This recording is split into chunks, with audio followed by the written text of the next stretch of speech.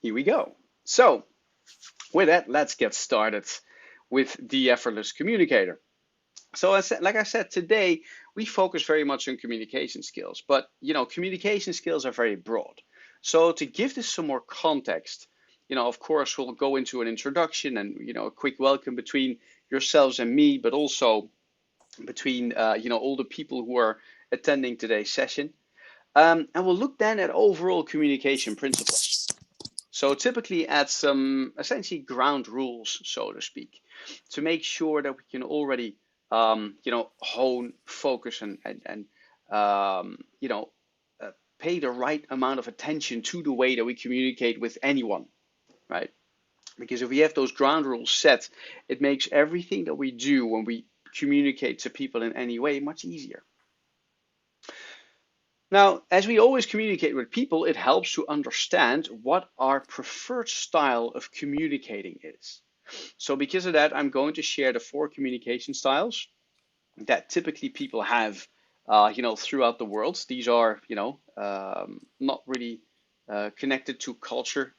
They actually work anywhere in the world, which helps because it allows us to understand the person in front of us and also to connect and, focus on them a little bit better. And then, of course, we're going to focus on working with these four communication styles because when we understand what these are, then how do I interact with these different, you know, types of people and communication styles going forward? And then we'll look more into, bringing these kind of communication styles into our both online and offline communication because at this point, so much is done still online and there is not um, it's like not a big issue basically to work very much online, but there are some also here some ground rules that will help us to use the right tool for the right job.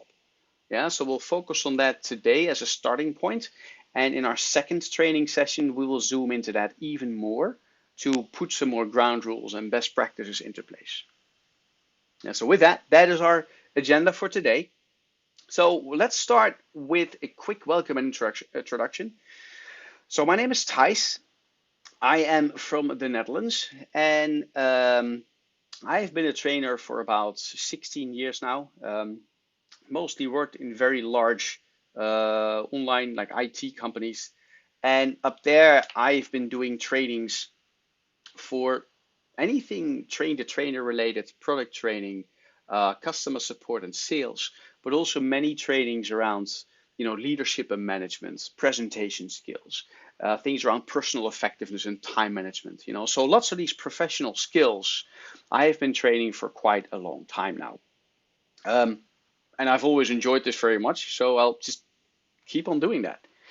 I came to Vietnam about 3.5 years ago, really liked it.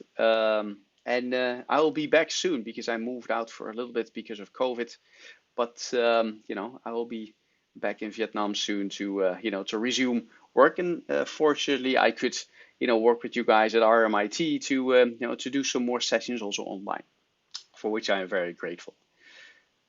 Now, a couple of things for today's session. So today we are going to have a session of about 3.5 hours. That is the time that we've plugged for this, which is quite a lot. Yeah. So in order to do this right, first things first, I want to make sure that you guys, are able to focus and to interact both with myself, but also with each other in a good way. So when it comes to timing, I will make sure that first we run through the session, but we'll do a break halfway through, right? To make sure that you can get refreshed a bit and relax a bit. Yeah, so don't worry, I'm not going to talk to you guys for 3.5 hours straight. Yeah, we will make sure that we do, some good sessions around the for the breaks as well, but also to be able to interact with each other. And this is quite important. Now, in order to do this well, I would like to ask you guys, first of all, if you have anything turned on, like a phone or some other kind of messaging tool or whatever, can you please either put these to vibrate or even put them in airplane mode? to make sure that you can stay focused on today's workshop, because it really helps to be focused on what's happening here and not to get distracted by our phones or email or anything like that. Yeah, so that's my first request. Second one is when it comes to workshops like this, or any workshop for that matter, it's always great to hear about the theory and how things work. But as long as you just hear the theory, we don't really learn anything, because we start learning by actually putting things into practice, by trying things out, by practicing it ourselves and testing it on people like for ourselves, but also the people around us. So with that, I'd like to ask you to be actively involved, kind of like going to the gym, because when I go to the gym and I do my exercises a lot, I build muscle, right? I get more fit. And that's the same thing with communication skills or any type of training. I can look at the instructor, or I can actually do my exercises. And when I do the exercise, I get better, right? So let's focus on actually doing the exercise and being actively involved, so we all learn, the theory and how to put it into practice. Now, as we practice together and do things together, it means that you will see, yourself, but also other people around you try certain things out, or try a new concept, or in order to understand it. Which means that sometime you'll make mistakes, or sometime you'll say something or try something where you think, oh, that didn't work out as well as I hoped. And that makes some people a bit nervous. Yeah. What I'd like to share here is that, well, there's no need to be nervous whatsoever. Because let's agree that we make this whole workshop today, we make it a safe space. Yeah, and by that I mean that we can practice things, we can give each other feedback, we can, share with each other that we like certain things that we do, or that we, think maybe we should do it differently, right? But we do it with the spirit of learning. Yeah. So let's agree between all of us that, this now is a safe space, and we can try things out, or we can practice, and we can get better at the skill that we are learning at this moment. All right. So with that, let me know if you guys are okay with all this by sending me a quick thumbs up or a quick reaction. Yeah. So I know that you guys are all on board. Thank you, Miss Lee. All right, Miss Chow, Ben. Yeah. Thank you so much, guys. Thank you, Wang. All right. Cool. Now, then let's jump into our first quick introduction exercise. So what I've just done is do a quick introduction about myself. Now, what I'm going to do in a second is I'm actually going to put you guys into breakout rooms. And in these breakout rooms, you get to know some people maybe new, some people you might already know. But what I'd like you guys to do in your groups for about 4 minutes is that together, I want you guys to introduce each other to each other, just by saying what your name is and your role, and that's it. Also, then I want you to give a name to your group. Yeah. So put your group together, think about, okay, what is a cool name for all of us? Yeah. So name your group. And then together, I'd like you guys to think about your team dinner date. So what does that mean? Basically, I want you guys to know who you'd like to have dinner with as a group. Is there a celebrity, a famous person, doesn't matter where they come from, maybe a famous history, like a person from history, right? Maybe if you want to have dinner with Napoleon, I don't know, as a group, right? That is fine, right? As long as together as a group, you choose which particular celebrity you'd like to have dinner with. Yeah. So guys, for example, I'll give you an example, right? So I'll introduce myself. My name is Thijs. I just went through who I am and what I do. And I would like to have dinner with Tim Ferriss. Tim Ferriss is a famous American writer who writes many books about, self-improvement, but also how to be much more effective in what you do, in many different types and topics. Yeah, so that is somebody I would like to have dinner with. Yeah, so I hope it's all clear. So name your group when you come together. Make sure that you introduce each other to each other, and then add in a team or find a celebrity that you as a team would like to have dinner with. So with that, let me put you into breakout rooms, and that should happen automatically, guys, right? So 4 minutes, enjoy, and we'll see you in a few minutes. Yeah.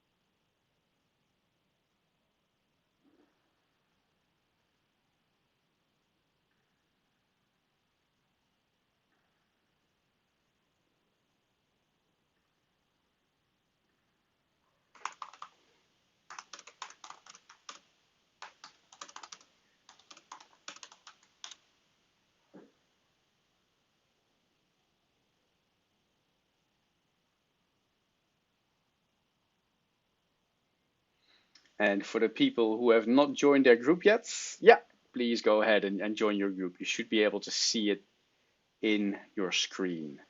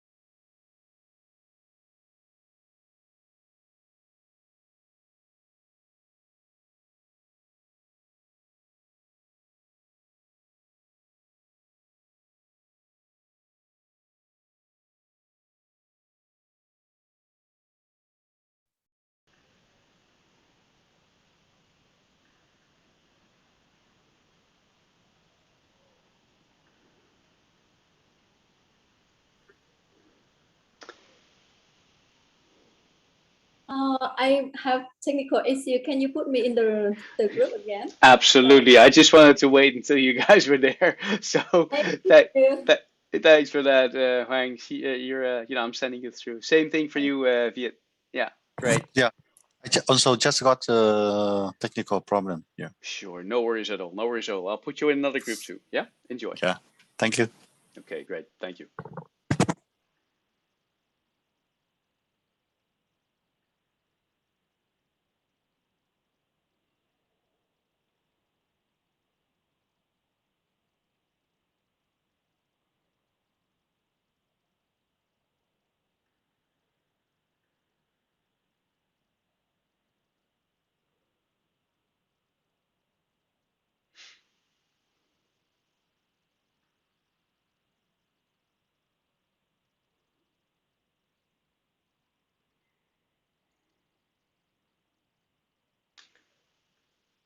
Hello, Miss Abby. Do you have access to your room or not? Because can see that you're not connected yet.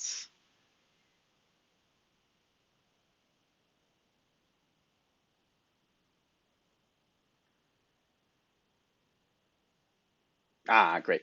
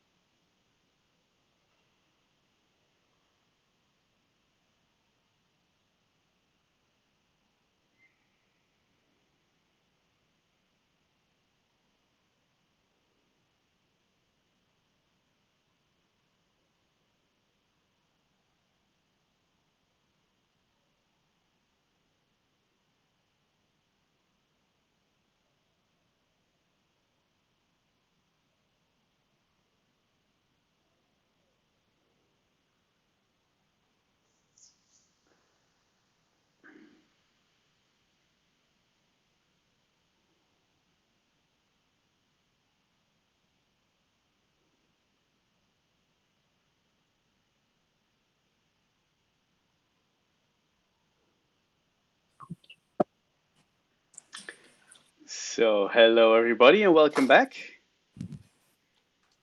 I Hi, see that. Chris. Hello. Good Hi. stuff. So I see that everybody was able to connect again, which is great. Yeah. So, yeah, so good times, right? So we have 4 groups of 5 people. So I'm very curious what you guys discussed in your groups. So would group or room number 1, would you guys want to share your team name and your team members and who you'd like to have dinner with? Which group would like to start?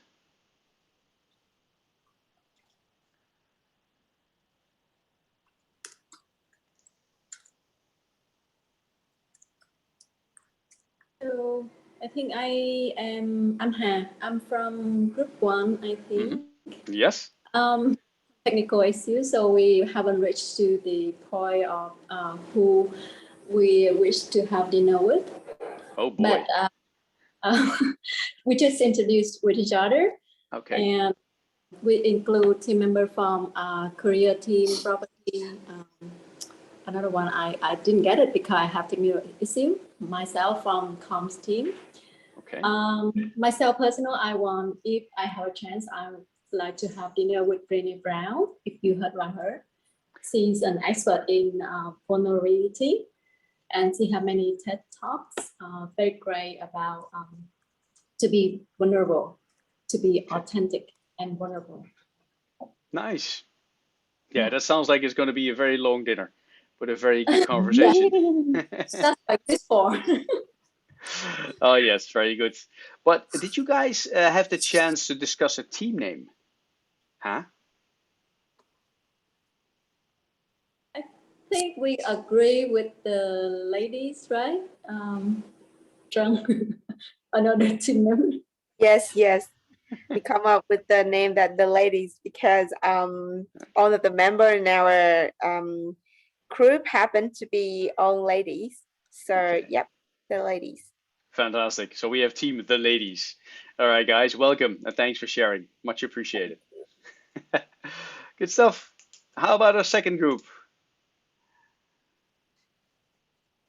Yeah, so hello, I'm from the second group, and we came up with the name Travel Lovers for Okay. the second group. Yeah, and our team has 4 ladies as well. We have 1 member from event team, and then the other 3 members from the same department as mine, Student Connect. Okay, great. Yeah. And we actually haven't got enough time to come to the answer for the final question, like a person that we want. Yeah, sorry for that. That's okay.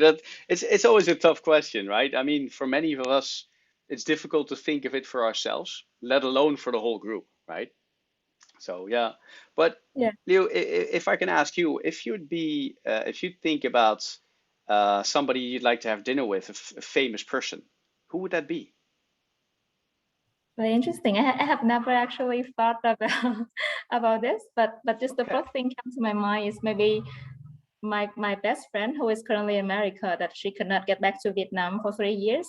So she's maybe not famous, but that's the person I may want to have a dinner with. Yeah, that's the first person comes to my mind. Yeah, absolutely. I mean, when it comes to people to have dinner with, right? We usually just get into our direct sphere of people, right? We like to see. Yeah, that makes sense. Okay, thank you, Leo. How about other people from the second room who you'd like to have dinner with? Anybody wants to speak up with their favorite celebrity to have dinner with?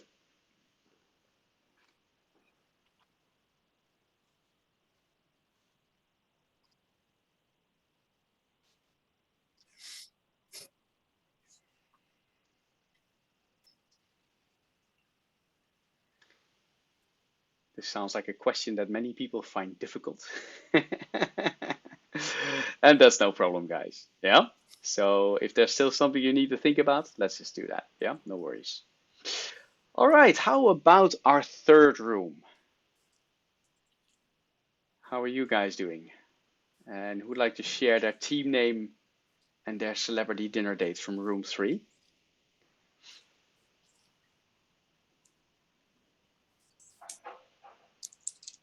Miss Abby, Miss Quinn, Miss Chan.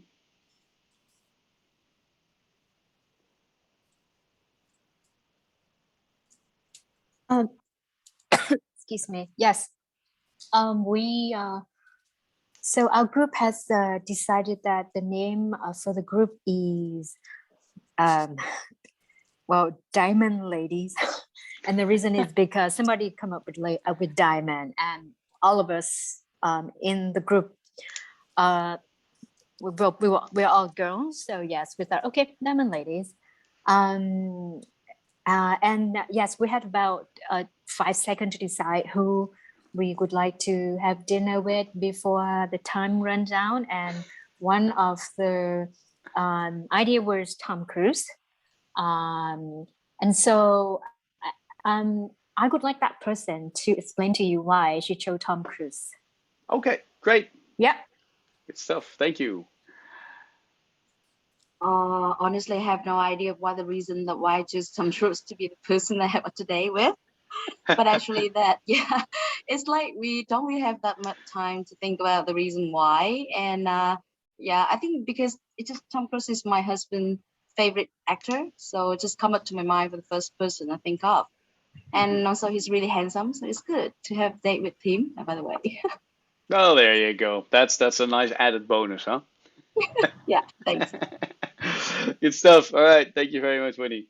All right. And thank you, group 3, for sharing. Okay. Our fourth and final group, group 4. How are you guys doing with your group name and your team dinner date? Hello everyone, I'm Ha. So on behalf of my teams, our team name is Wonder Woman. Even Ah, we have one man in the team. We have two staff from events, one staff from Hanoi HR, and one from property.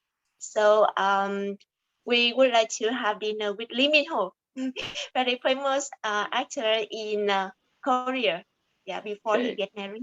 Yeah, actually, it's my but because no one say so, I got it for my team. Right. Okay, that's all. Thanks. Nice. All right. Thank you very much, Ms. Han, for sharing. Much appreciated. All right. So we got, 4 good teams at this point, right? We actually have many ladies teams who give themselves a ladies name, which is great. Yeah. And good to hear that even the guys in the team are happy to jump in there too. So good stuff, right? So the ladies, the travel lovers, the diamond ladies, and Wonder Woman. So happy days. Right, guys. Good stuff. Nice introduction. Thank you for sharing. Yeah. So let's jump into our next part where we go into our goals and challenges. Because I think that many of you came to today's workshop. I know that many people come to a workshop to say, okay, it's about communication skills. Okay, I'll just wait and see what's coming my way. But I also know that many people have some goals for themselves. Like, hey, if I know that this training is about communication skills, well, what kind of goals did you have when you came to today's workshop? And sometimes a good way to think about goals or things to learn is where you find for yourself, hey, where do I actually have challenges when I communicate with my colleagues, right? And overall, that should give you some good ideas what you'd like to learn, in today's workshop. So anybody who would like to share, some goals that they'd have for themselves, things that they would like to learn?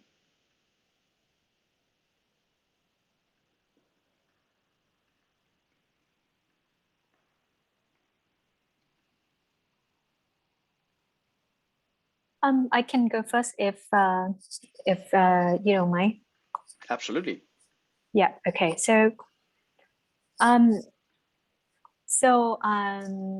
of my adult life, I have always noticed that my communication style is very direct. Mm-hmm. I would never beat around the bush, barely try to throw in hidden meanings in what I say. So yes, I'm very direct, and sometimes it's good. It's good for efficiency. I get things done quickly. I get the message right across with no problem. But I also see the downside of it. It's not always easy for people, especially they were sensitive to accept the way I communicate. And because of that, I don't always get what I want from the way I communicate. And I think about it a lot. And I know that in my job, I do need to have, negotiating skill and a lot of soft skill to deal with people to get my work done. And sometimes when I do it, I question myself whether what I'm doing is actually emotionally manipulate people. And I just feel like I'm compromising my integrity. I know it sounds very complicated, but yeah. So my goal is I would like to learn how to communicate effectively, and not. But also I don't want to compromise my integrity. Yeah, I don't want to feel like I'm manipulating people. Okay. Right. Well, that's a lot of things at once, Ms. Chan. Thank you for sharing. Yes. First of all, it's Sorry. really no. It's a great goal actually. And the so definitely when we'll talk about communication styles in this training session, there are a couple of things I'm sure that you'll find that are very useful to you. A couple of things to mention here. First of all, well, all of us negotiate when it comes to in our communication, right? We need to get certain things done, and because of that, we need to influence people in a certain way to make sure that they help us with this, right? That's essentially how it works.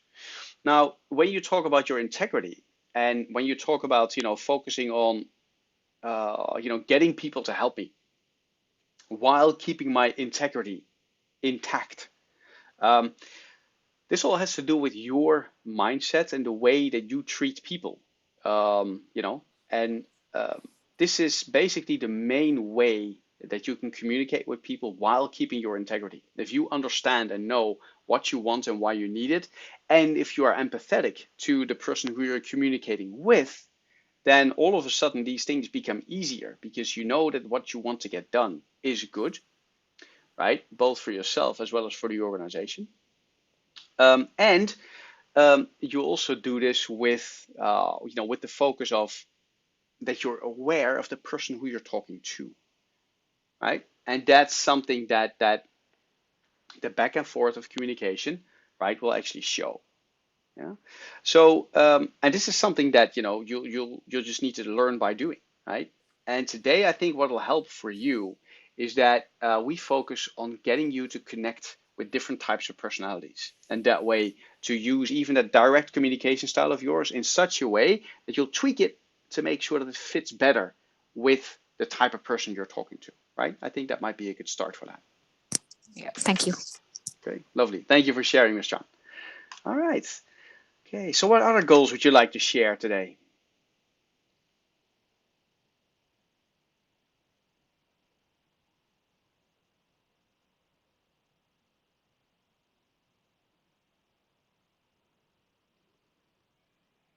Any other people who'd like to share a goal, a learning goal for today? Hello. Hi, you. Yes? Yeah. So yeah, maybe one of my goals is the thing you have just mentioned, but I just would like to share.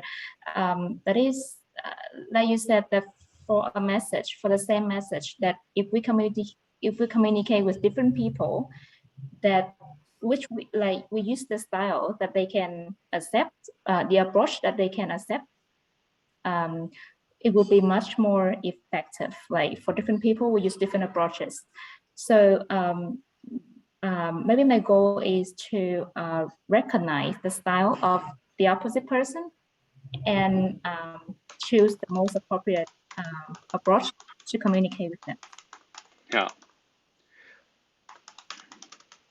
So I'm translating it as better recognize someone's communication style and adjust your style, right? Is that does that cover it? Yes. Yes. Yeah. Great. Yes. Yeah. That's a great goal. Thank you so much for sharing. Good stuff. All right. Anyone else would like to share a learning goal for today? I would like to know how to communicate with the choosy customers effectively. Yes. I'm sorry, how to communicate with what kind of With customers? choosy. Oh, with choosy customers. Oh, Yeah, choosy okay. customers effectively. Yeah. With choosy customers. Yeah. And what do you how would you describe a choosy customer, Miss Quinn? It's like when I must talk with parents that they don't agree with the university policy, and they would like to complain, even though I think it's not a matter, but they don't like, and they think it's a complaint. Right. That's it. Yeah. Right. Yeah. No. I get that. Right. So basically, how to communicate with people who challenge you a bit, right, and who challenge the status quo in this case for the university. Correct. Yeah. Okay. Yeah. Yeah. That's a great example. Yeah. Thank you, Miss Quinn. All right. One more goal that you guys would like to share. Hi, Hi, Miss Chan. my name is Jones. I'm from contract management, and my main responsibility is related to the contract. So my goal for the training today is how to communicate with supplier or vendor to persuade them to gain the most favorable term for RMIT. As well, my second concern is how to communicate to create a good image of me to other college. Maybe sometimes I just talk a friendly way, but sometimes the other thing is in a negative way. So I would like to have some keyword or some tips so that I can communicate well with college to avoid any negative thinking, if any. Okay. Right. Ooh, that's a tricky one. So how to avoid negative thinking? Yeah, that's it. Thinking when communicating, to colleagues. Yeah, that's a good one. So part of that is in how we communicate. We are going to focus on that more in session 2, right? So in the session that we're going to run with you guys next week, how to actually build a connection and more trust, between yourself and the other person who you're communicating with. Yeah, and I think from that one you will get quite a bit of information as well. However, the one for today is also focused on different personality styles, and that already gives you some idea about how to deal with people who, for example, are challenging, right? From earlier on, how to deal with choosy customers, but also how to look at vendors to get good terms and how to persuade them.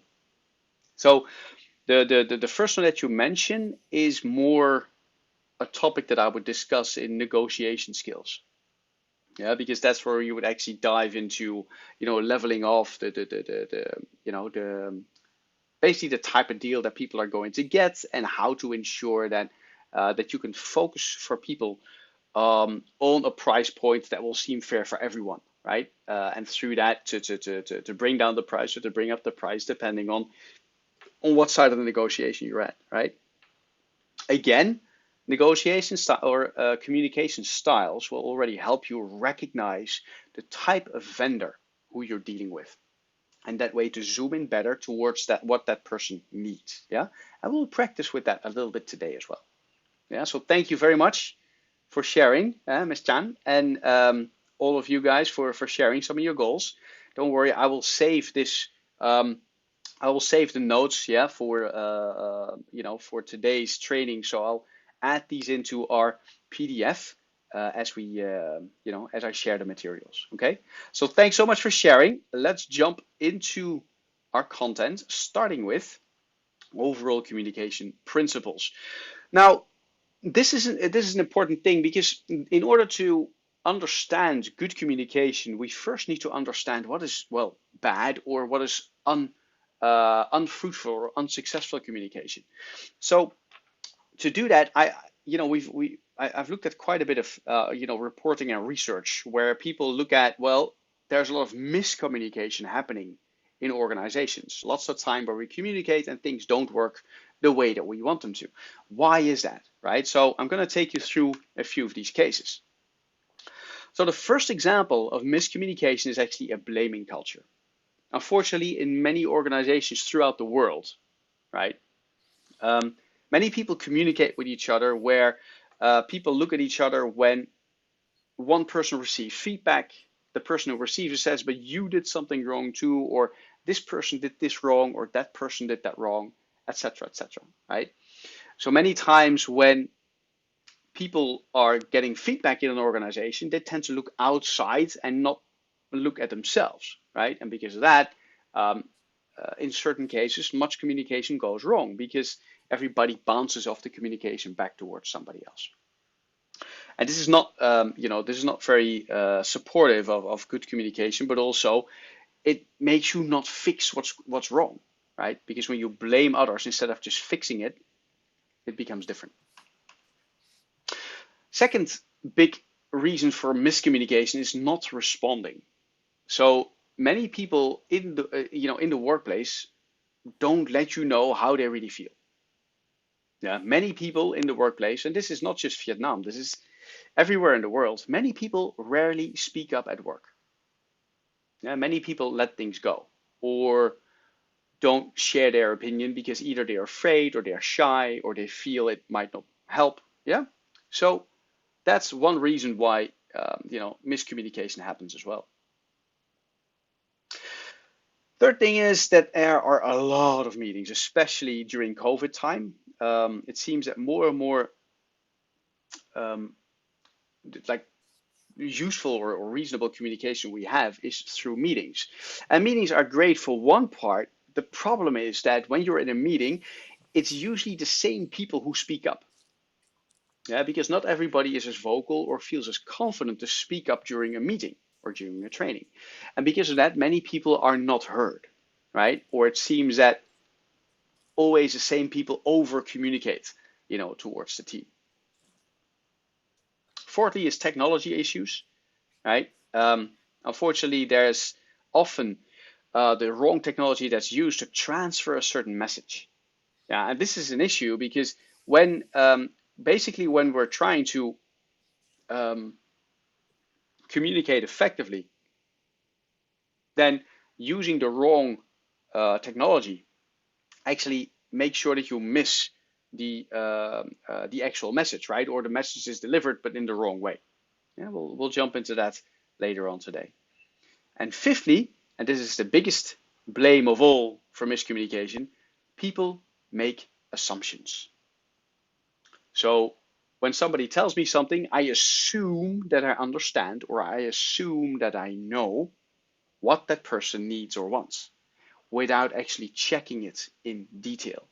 And this is the biggest miscommunication that we make in the workplace.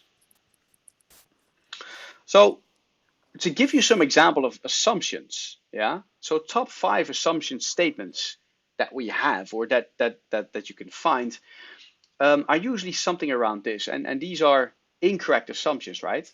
The first assumption is they have sufficient information for a rational decision. That's a typical assumption that is typically wrong. Yeah. The second one is what is important to them is as important to others, right? So many people look at a problem or at a situation from their own perspective. And because of that, think, hey, what I think is important for everybody else too. But we have different priorities. So many times this is not the case. Thirdly, any assumption made is wrong. Funny thing too about assumptions, they're sometimes right. But the thing is that we need to check our assumptions before we continue. The fourth one is people are always completely to blame for their own actions regardless of the situation. Yeah, especially when you look at a certain problem that somebody has caused from the outside.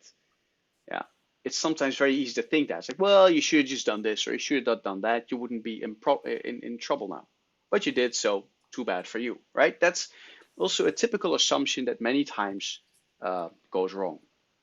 And fifthly, everyone else is paying close attention to everything you do and judging you for it.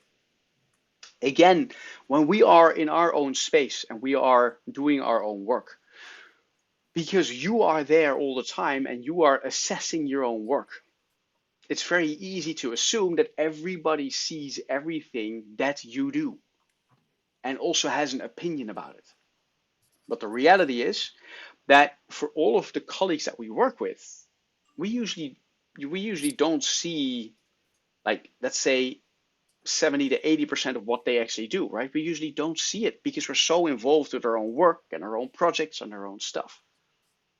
Yeah. So again, that fifth one is also a typical assumption that for yourself is true, but for many other people is not. And this also shows it, right? Because we are people who are all different. We all have our own emotion, right? And as you can see, we all show these in a different way. Yeah. Some people stay very level-headed. Some people are very outspoken and outgoing.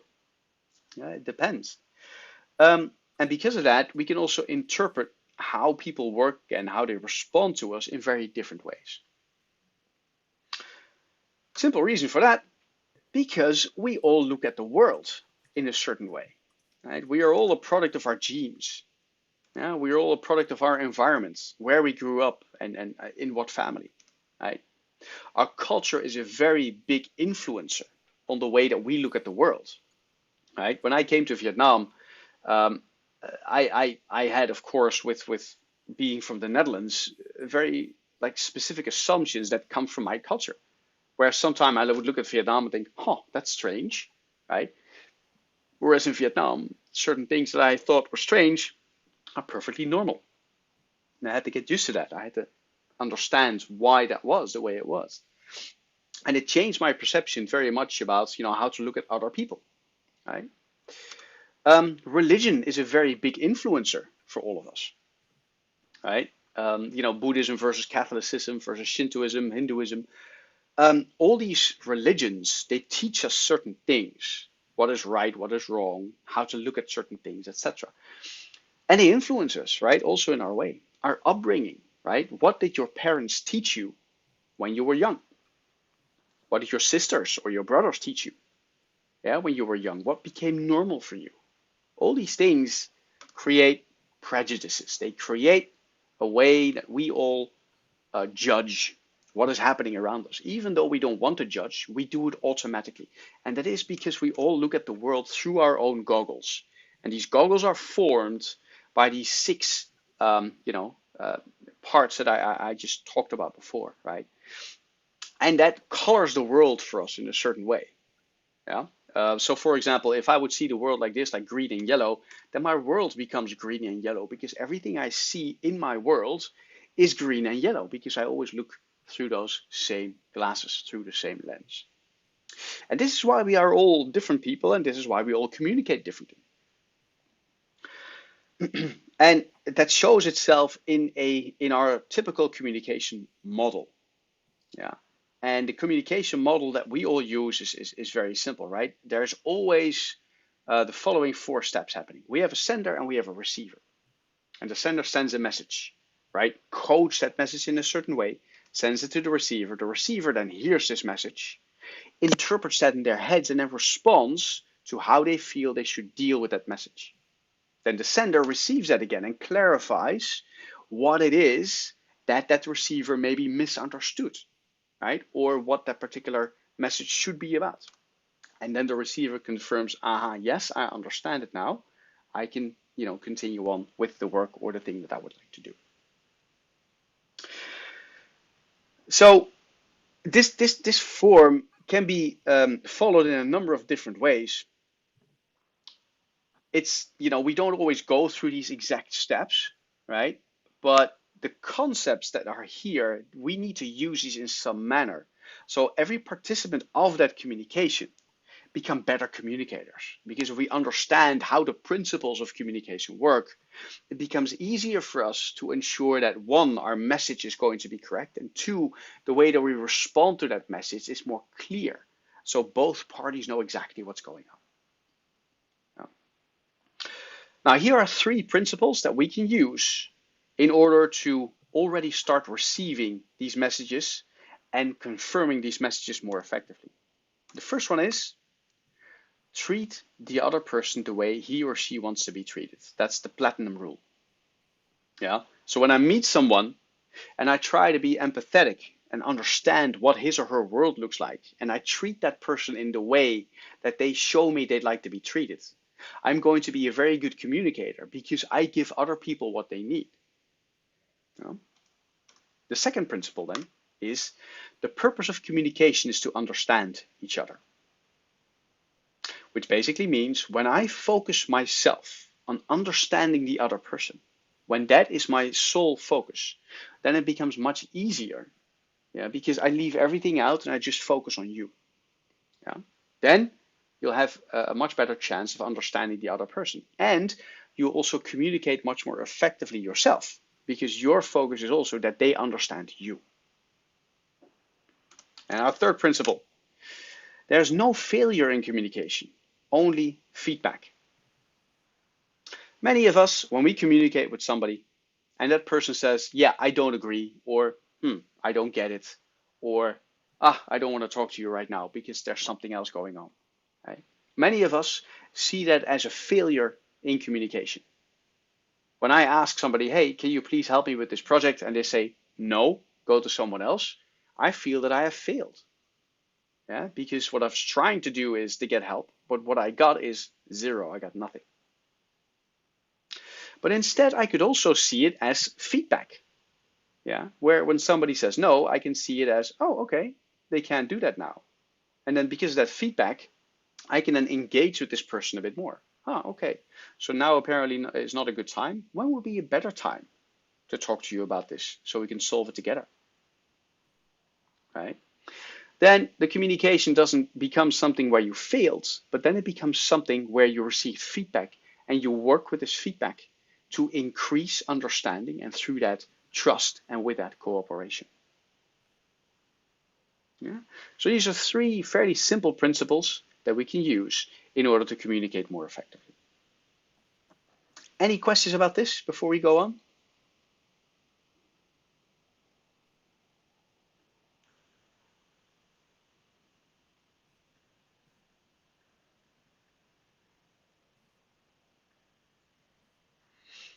Okay.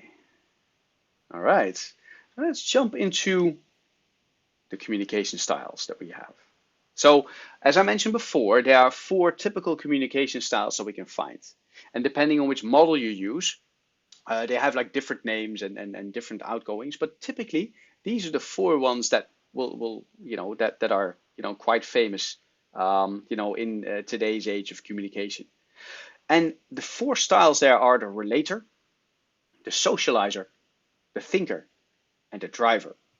These are the 4 typical communication styles that we have. And to make sure that you understand as well, right? We are not just one communication style, right? We have elements of each of these 4 styles inside of us.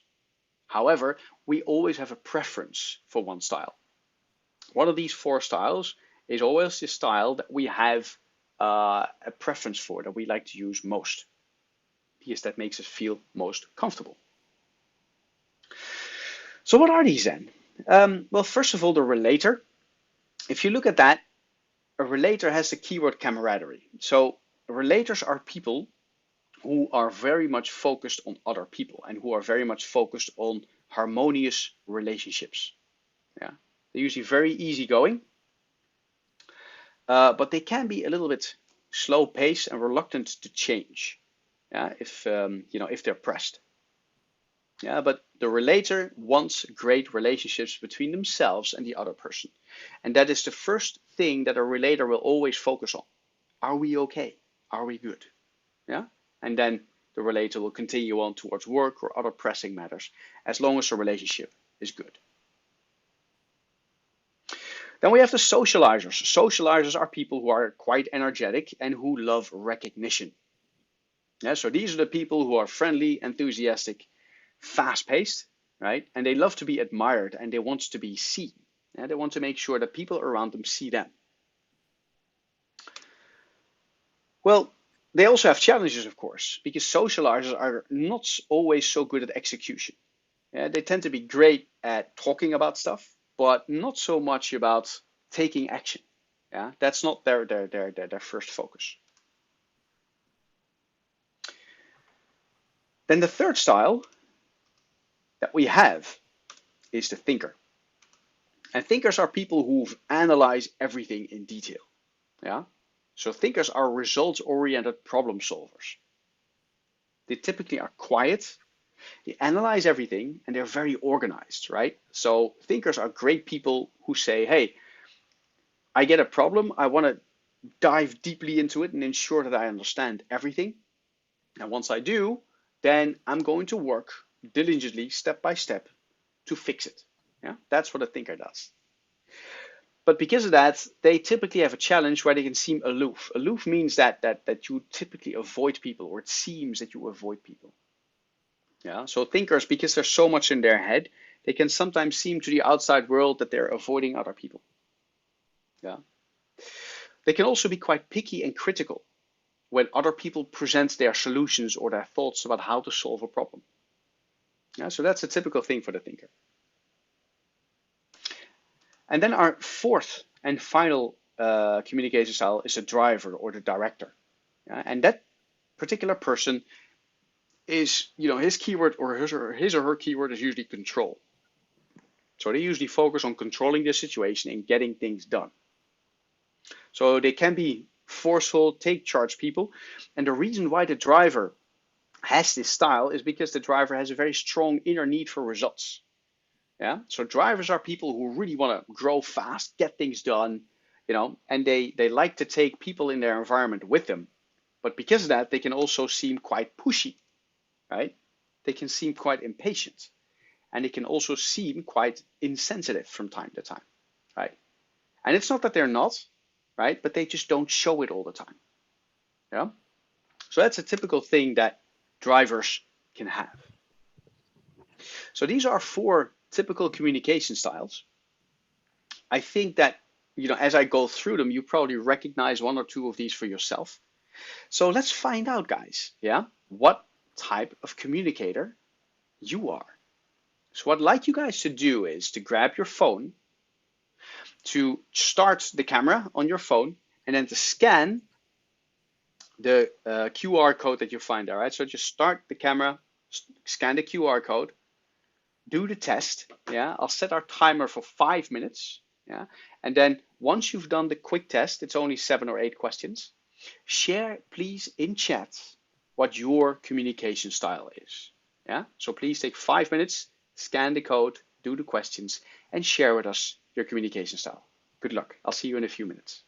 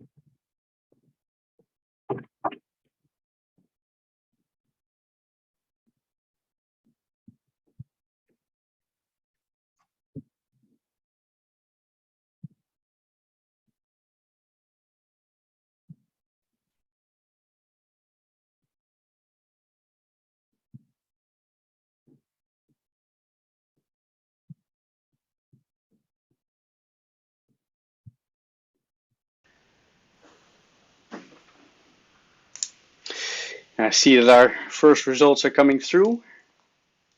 Yeah, so 3 thinkers so far. Thanks, guys, for sharing.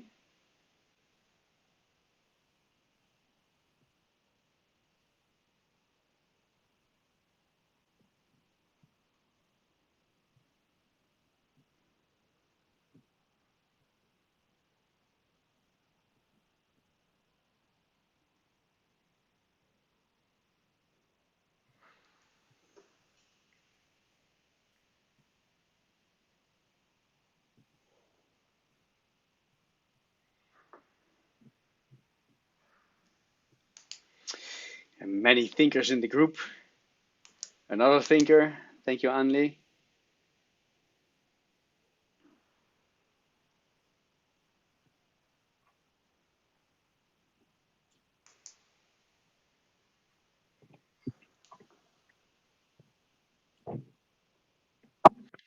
And more thinkers, more thinkers.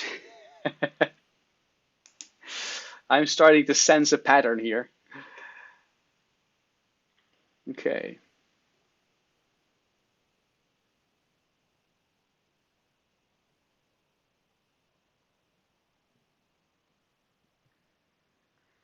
And a relator, Winnie, thank you for sharing.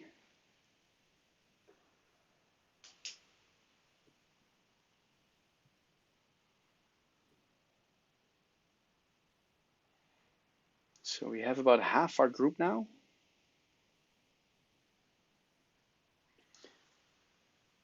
Okay, Win, thank you. Yeah, director. Yeah, that's great. Socializer 2 times, another relator, great.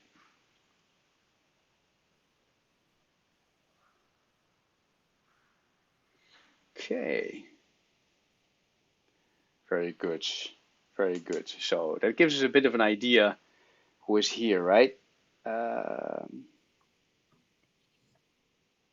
See, so we just have a few more people coming in with their test results. So we have just a minute left. Yeah, so the ones who haven't finished it, please do so now. And then we'll just jump into quick review of each communication styles. Thank you. Yeah, director. Yeah, great stuff. With what you described earlier on in your goal, that does not surprise me. And our timer says the 5 minutes are gone. So that's my duck timer. So I'll close this one now. So guys, first of all, thank you for sharing this, right? It's again, these communication styles are not necessarily something that determines who you are, right? But it showcases like in certain situations, where do I feel most, which style do I feel most comfortable? So let's look in the not just the communication style, but also, well, how does that connect and how these communication styles then match with each other, right? So if we look at these 4 styles, we have a good few, like we have a few relators in this group, socializers, not too many. We have many thinkers, and we have a few drivers. Yeah, so which is good because there's a bit of a balance going on. Now, when you think about the type of organization that RMIT is, right? RMIT, of course, as a university, is a place where many people do research, work with people, work with education, each of these kind of things. So that means that a thinking type of communicator fits there very well because of the nature of the work itself. Yeah. Now, a couple of things to keep in mind here. When you look at the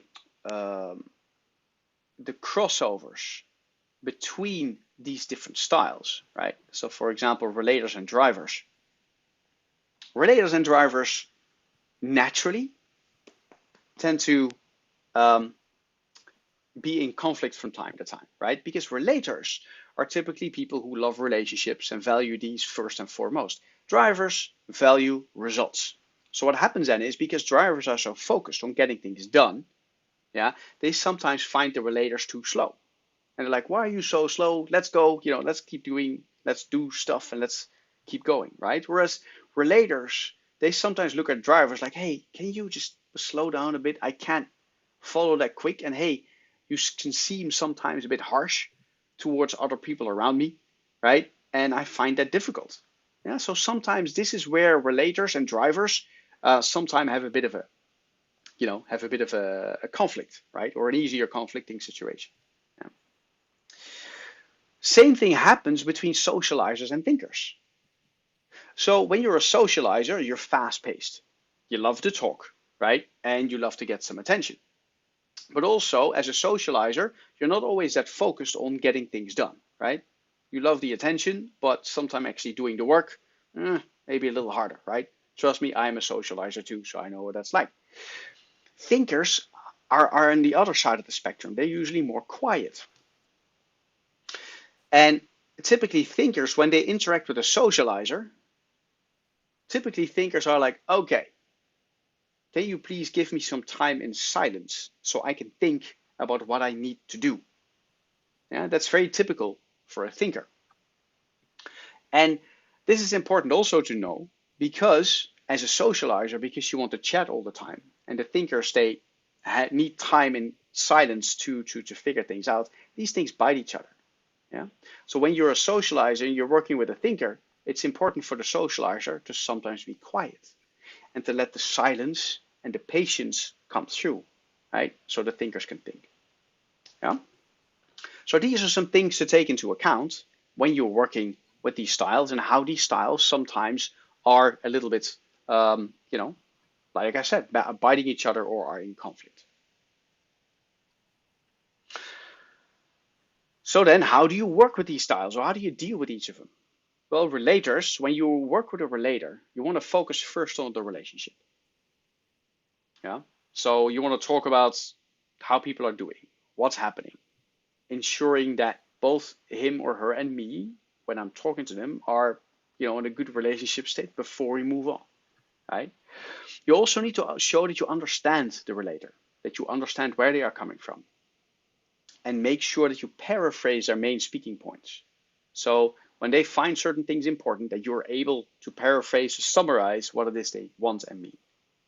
Socializers, work with them to go along with their plays. Yeah, when the socializer is, fast-paced, energetic, loves to tell a joke or stuff like that, go along with the joke. Sure, tell me a joke. That'll be cool, right? Make sure they know you see them. Yeah, so sometime for towards a socializer, be quiet, show that you see them, and make sure that you're also fast-paced when you provide instructions, but you don't need to rely on too much detail with the socializer, right? Because they usually get lost in the detail. Thinkers then do the opposite. You need to focus on details and facts with thinkers to make sure that they go along and show that you are persistent. Yeah. Thinkers are people who like it when you figure out what it is that needs to get done, but also where you showcase like, hey, I'm here for the long run, right? I'm here to fix it. I'm here to get things done. Yeah. And be patient with thinkers. Yeah. Thinkers need time where nothing is said, where there's a pause, right? So they have time to comprehend what's going on and then analyze all the details.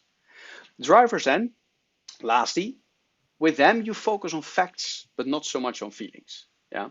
You want to showcase, oh yeah, we want to do this, we want to do it by then. Yeah. And this is how we're going to do it. Also, drivers find it important to be heard. So you need to make sure that they know that they are heard. And with that, then be action oriented.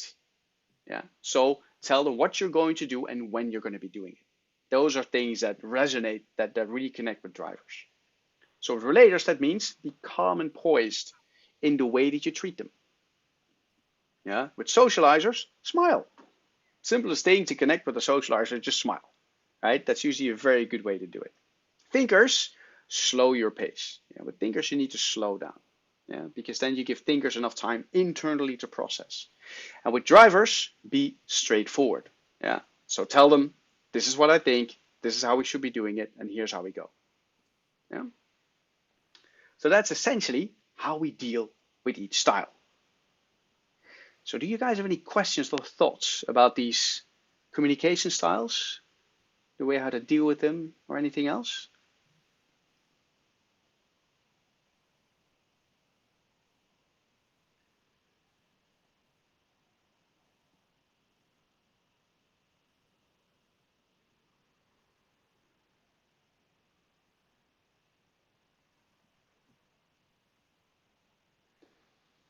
because obviously now we're going to be working with these. Yeah.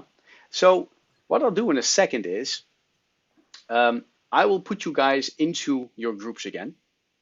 And then for each group, I will give you a goal. And that goal is the same for each group, which is this is a fictive situation, right? So you want your colleague to help you with selecting 1,000 clients from your full client list to give them a Christmas voucher. Yeah, this will make your client more loyal, but it'll be a lot of work. You can't do this by yourself.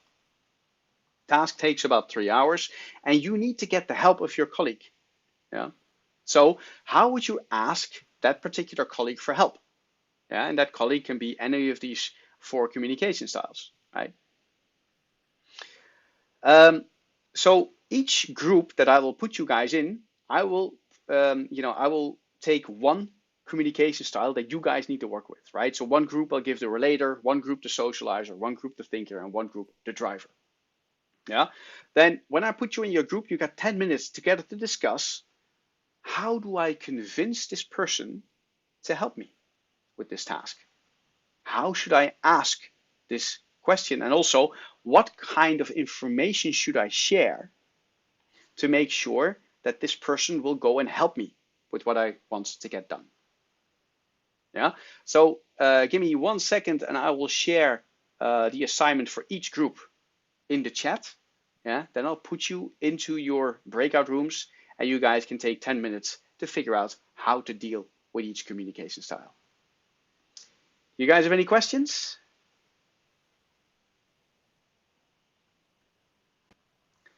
And as I do that, I'm just going to find the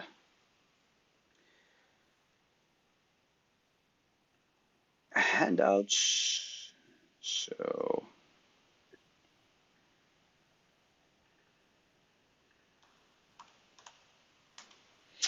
here we go. So in chat,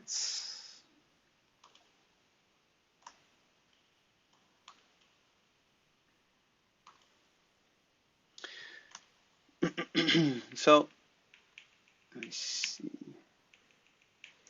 So this one is first for the relator. Yeah, so that's our first group. Yeah.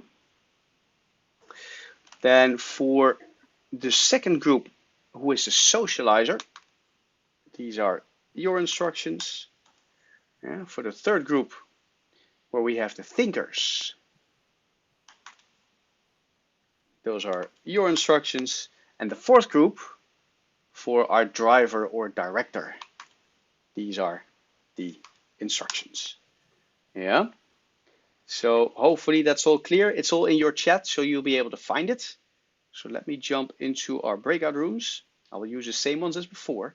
Yeah. And I will rename the rooms to make sure that you guys are, and I see that I need to readjust you a little bit. But I'll rename the rooms to know that you guys are, driver, director, socializer, thinker, and relator. Yeah. So with that, see, okay.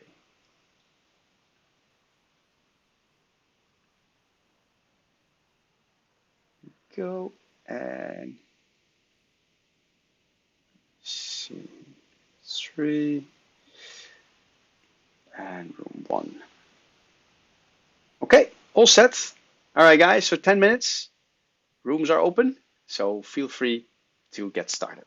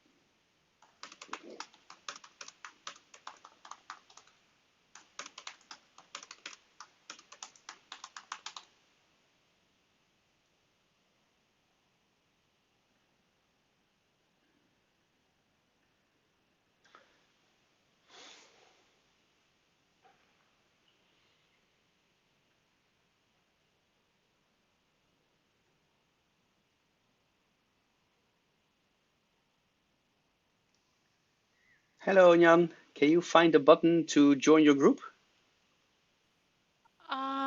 Sorry, I'm in group 3, but I think I don't know how to rejoin the group.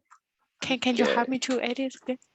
Yeah, so you should see a message in your, in Zoom that invites you to join the breakout group.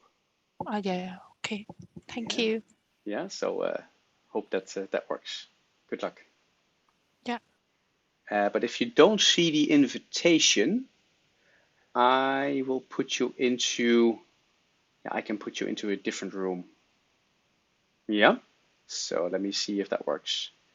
So do you see room 1 now? Yes, I see. Thank you. Okay, great stuff. Yeah. Okay, good luck.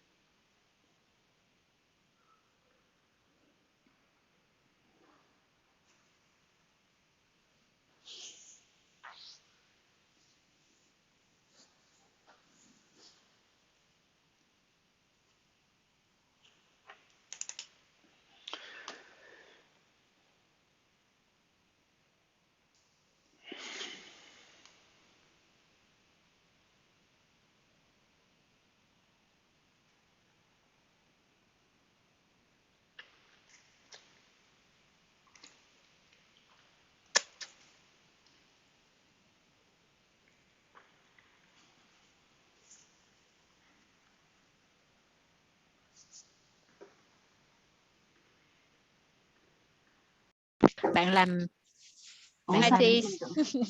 Hi guys. Hi Hi guys. guys. I just came to have a look if you guys are okay. Can I have a question? Absolutely. We have in the description of relator, there's one thing that I'm not so sure about. There's the challenge. One of the challenges is that they reluctant to change. So I'm wondering if that change is about their thoughts or about the environment or anything. I'm not sure what the change is.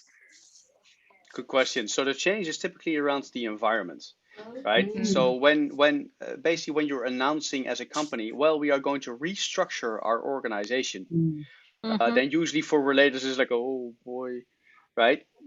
Because relators then typically think, oh, we're going to change. What is that going to mean for me, but also for the stuff that I so far have been doing with the people around me? And for relators, Okay. they like, it's slow paced and they like that things stay the same or that they change slowly, right? But if there's like a big change in the organization for many relators, this is challenging. Okay, actually that makes sense. They want to be in a secure environment. Exactly. There is a little bit like conflict to the survey that you just sent us earlier initially, because when I did the survey, it's come up for the relator. But when you explain all of the characteristics and some of the trait, I totally understand that I'm not belong to the relator. So That's good too. Did you lie? Did you lie when you answered the questions? No, I mean that I tried the survey 3 times because I think that I tried to read again the question and make sure that my decision and my answer for that question is not really, far away from my characteristics. And then 3 times come up for the relator, but actually I'm not relator. I'm kind of a little bit socialization with plus a very small part of director. But Yeah. again, yes, I do focus on the relationship between the people, that person. I have a deep, sympathize and empathetic to the people that I work with. I'm more likely to, love to do with people relationship, but not the time of that. I'm not calm at all, I cannot be very patient in some of the situations. So probably I'm not related. So what's Yeah. wrong? Yeah. Nothing is wrong, right? And it's actually really good that you realize this too. The thing is that when you think about answering these questions in a certain like specific setting, right? So for example, work, or for example, in your family, or when you're back at home with your parents and your sisters and brothers or something like that, we play different roles. And because of that, we sometimes have actually a different communication style. I know people who are thinkers at work, but when they are at home, they're drivers, right? Which is normal, right? So it also depends like what situation you're thinking about when you answer these questions. Does that make sense? So don't get hung up too much on the communication styles as in, hey, this is me, period, because it isn't, right? You change all the time with this kind of stuff. And you also change your way of communicating with people depending on who you communicate with, right? The It's trick like your is, personality and the way that you communicate. Sorry for interrupting, but it's like you will put yourself in some specific situation only, and then you can somehow changing because of the different one. Yeah. Exactly right. Yeah, exactly right. So and this is all fine, right? Like I also do like personality styles trainings, right? Where you do like Briggs-Myers type indicator stuff. I'm not sure if you guys have heard of that, but basically these are much more in-depth interviews that you do them with people that showcase what their personality style is, and those go a little bit deeper and have more are much more specific and stuff around like how these things are. This was just a short test and it gives an indicator, but to your point, Whitty, doesn't mean that it's just that and nothing else, right? So there's lots of other things there to see. Yeah. Thanks. Good questions, guys. I'll leave you to it. Yeah. So we'll have another minute and a half or so. Okay. See you later. Thanks. Okay. See you. Bye bye. See you.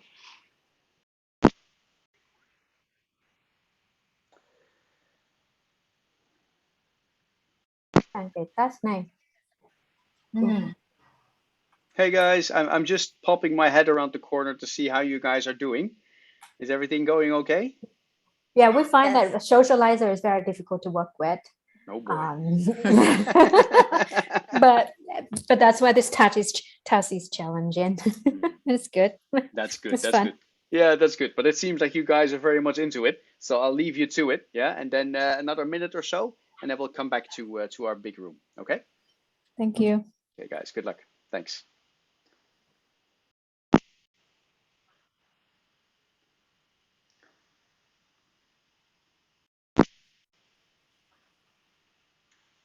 Thì con đến phần Hey guys. Hey, I'm just checking how you guys are doing. Okay, so is everything okay, or do you have any questions? No problem. Actually, we have done our assignment. Good stuff. You're already finished, huh? That's great. Okay, guys. I'm going to close the room soon. Yeah, so we'll see each other in a little bit in the big room. Okay? Yeah, sure. Okay, great. Okay. And thank you.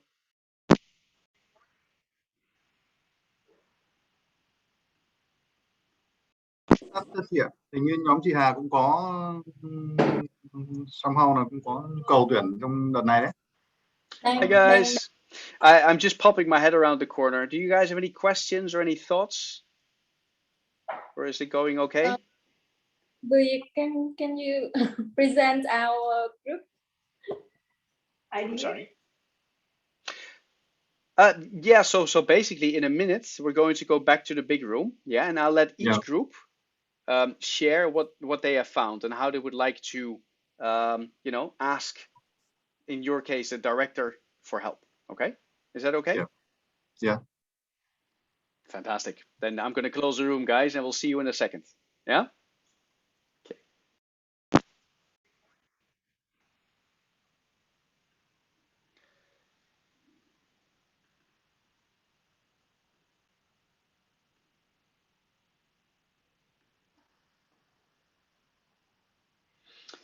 All right. So everybody is starting to come back slowly but steadily.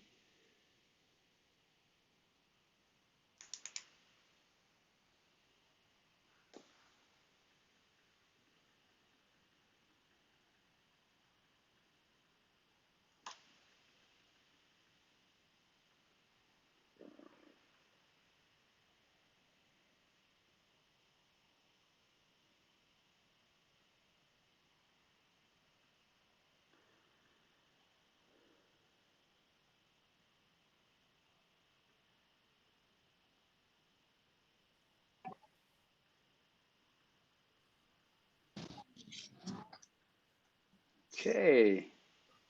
So everyone is back, which is great. Mm. Let's see.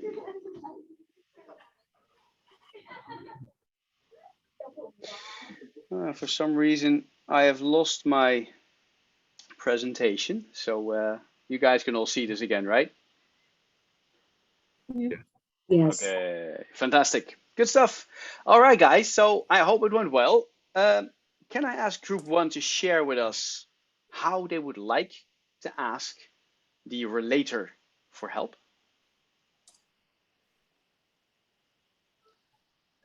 I see that group two already shared. So how about group one? How would you ask the relator for help?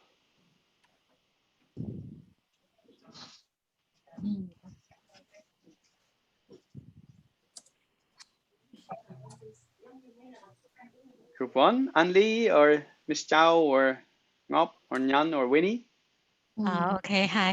I guess I'm gonna speak for my whole group. Okay. Oh, thanks. First, I think that we actually have one of the relator in our group. So we already checked with her, and we are thinking that the way that can work best, that we try to win her empathy, that I'm really busy and I cannot do this alone. Can you please help me? I will bribe you with a milk tea. Yeah, and stuff like that. It's like more about friendship, help out each other, and let her understand about my difficulty. So it's more about emotional talking rather than asking or requesting her to do something. Right. Yeah. And that's actually very well described, because when you work with a relator, a good way to do that is, well, typically when you ask a relator for help and you ask it in a nice way, typically the relator will say, yeah, sure. Typically they will. And that is because, very much to your point, they want to keep good relationships with people at work, right? And because they value the good relationship so much, it's typically quite easy, to get them to help you, right? So and bribing somebody with a milk tea, well, that helps even more. Yeah. So this is a good way to work, with the relators. Focus on the relationship, showcase how this helps you to get along even better than you have done before, right? And then typically the relator will be in. Yeah. So this is a good way to get that person to help you out. Yeah. So well done, group one. Give them a hand. Yeah. Good stuff. Thank Very you. nice. Yeah. Great stuff. Then group two, the socializer. So I see you guys have put it in chat, but is there any one from your group would like to read it or provide us with some context Yeah, for the sure. socializer? Okay, great. Thank you, Leo. So for the socializer, we know that they will pretty much enjoy the recognition. So we will start with the like we can start with some compliment, like because previously you have done similar tasks very successfully. So we would like to have your help this time, and because you are fast and enthusiastic as well, like you're very fast as well. So it can be very helpful for the task that needs to be done in 3 hours. Yeah.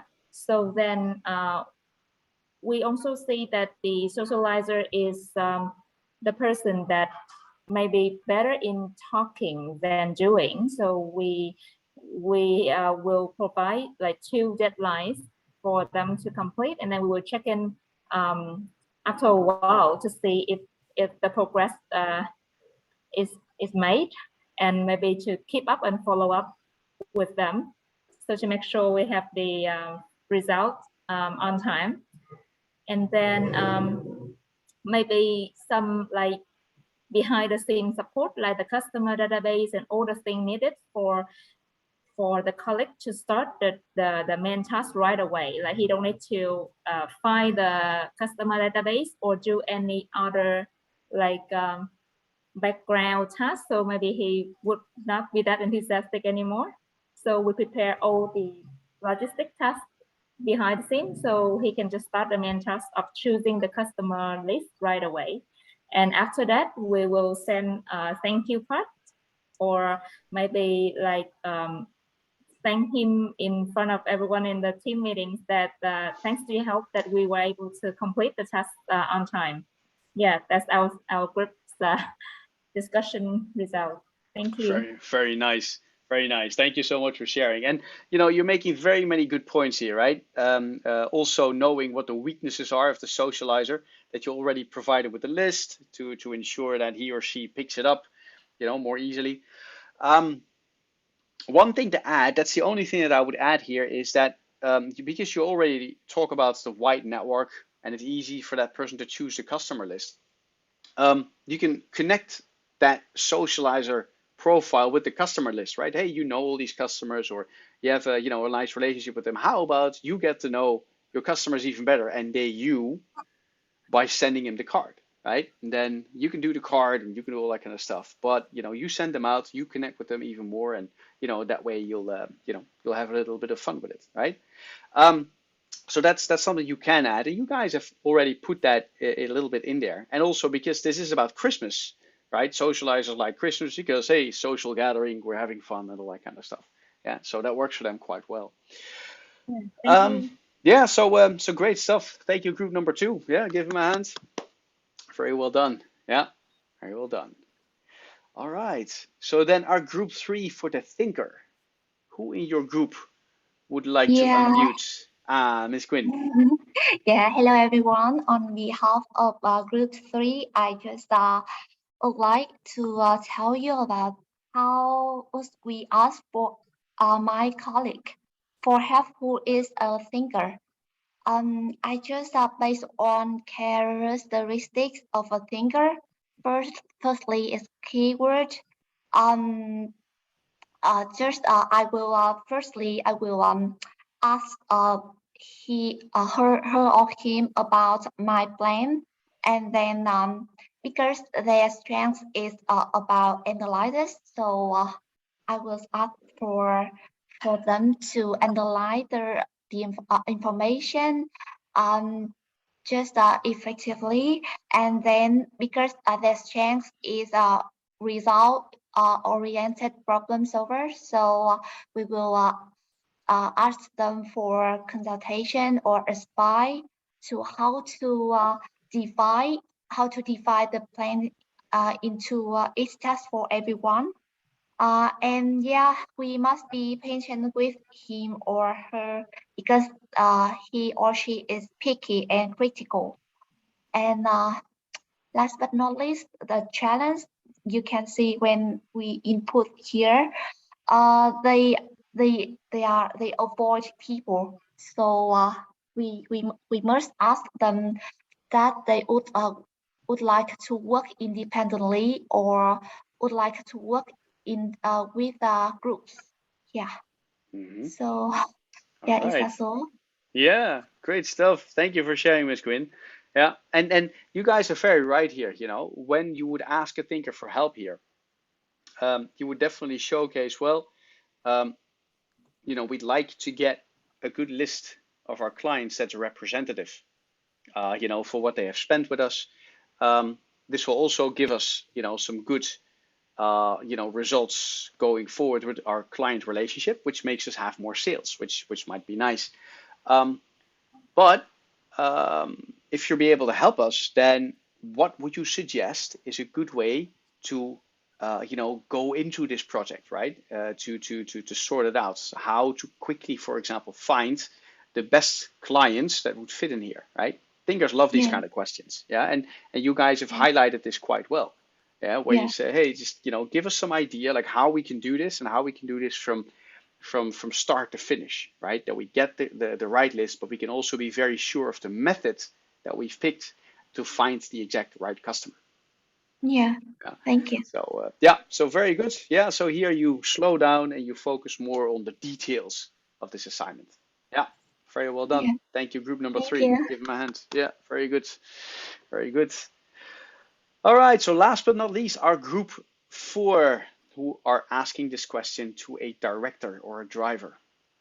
Anyone in your group who wants to jump in and share with us Yeah. what you thought? Yeah, okay. For the group 4, we talk with the person. We have the driver and director communication style. We just direct you approach them and tell them how the important is the task, and also explain directly to them that they are the best fit for this job. Yeah, just directly to tell them how important. But we raise the concerns that for the group of the driver or the director, the intent to leading the team, but we need the questions for you that how we can manage and how we can control with the team member like this. Yeah. Right. Yeah. So okay. So basically, you highlight also to the driver how they can manage and control that this task is done in time. Correct? Yeah. How important and they are the best fit can help to complete the task. Yeah. Yeah. Yeah. Brilliant. Yeah. And those are good ways to highlight this to them, right? That you've picked them specifically. Yeah. Because they'll be very good at this. Directly and specifically. Yeah. Yeah, very true. I think one more thing to add, yeah, for the director or the driver is what is the result of doing this assignment, right? Because drivers, they like the idea of like, hey, when we do this, we get our most important clients and they will spend more with us. So we get more revenue in the end. That's what we're doing this, right? When that result is very clearly seen and you can even quantify it, right? By saying, hey, if we pick 1,000 clients, they might actually order like another $1,000 or $2,000 with us. That might make another 2 million extra in revenue for this year, right? So that would be a nice investment. Would you like to help because you think you'd be really good at this, right? And then you go into what you've highlighted, Mr. Viet, right, in regard to picking the right person, controlling it, understand what needs to happen in a clear deadline, and boom, off you go, right? Yeah. Yeah, very good. Good stuff. Well done, group number 4. Give them a hand as well. Yeah, very nice. Very nice. So guys, I hope that gives us a bit of an idea, right, for dealing with different communication styles. The way I always see this is that it's, when you talk to somebody and you communicate with someone, it's really good to use as a funnel, right? Because when you meet somebody the first time, you're like not really sure who this person is, what they're after, right? But by already seeing a certain communication style preference from this person, you can already start to slot them a little bit into, hey, they might act like this, or they might want this, or this might be important to them. So this gives you already a bit of an idea how to work with these people when you understand their communication style. However, you always need to check with them if that is actually the case. Yeah, not directly, like, are you a driver? You don't want to ask that, but it's more about observing how people act. And then in your own head, you can say, oh, that's probably a bit of a driver type of person, right? And when you know that, you can deal with that person a bit more in the driver sense. And that way, see that you can more easily connect with that person and build trust. Yeah? That's basically how we use this model, right? So we put it into kind of like a funnel, and that way understand better how to deal with each person who we meet. Okay. All right, guys, lots of information here. Do you guys have any questions or thoughts about the different communication styles?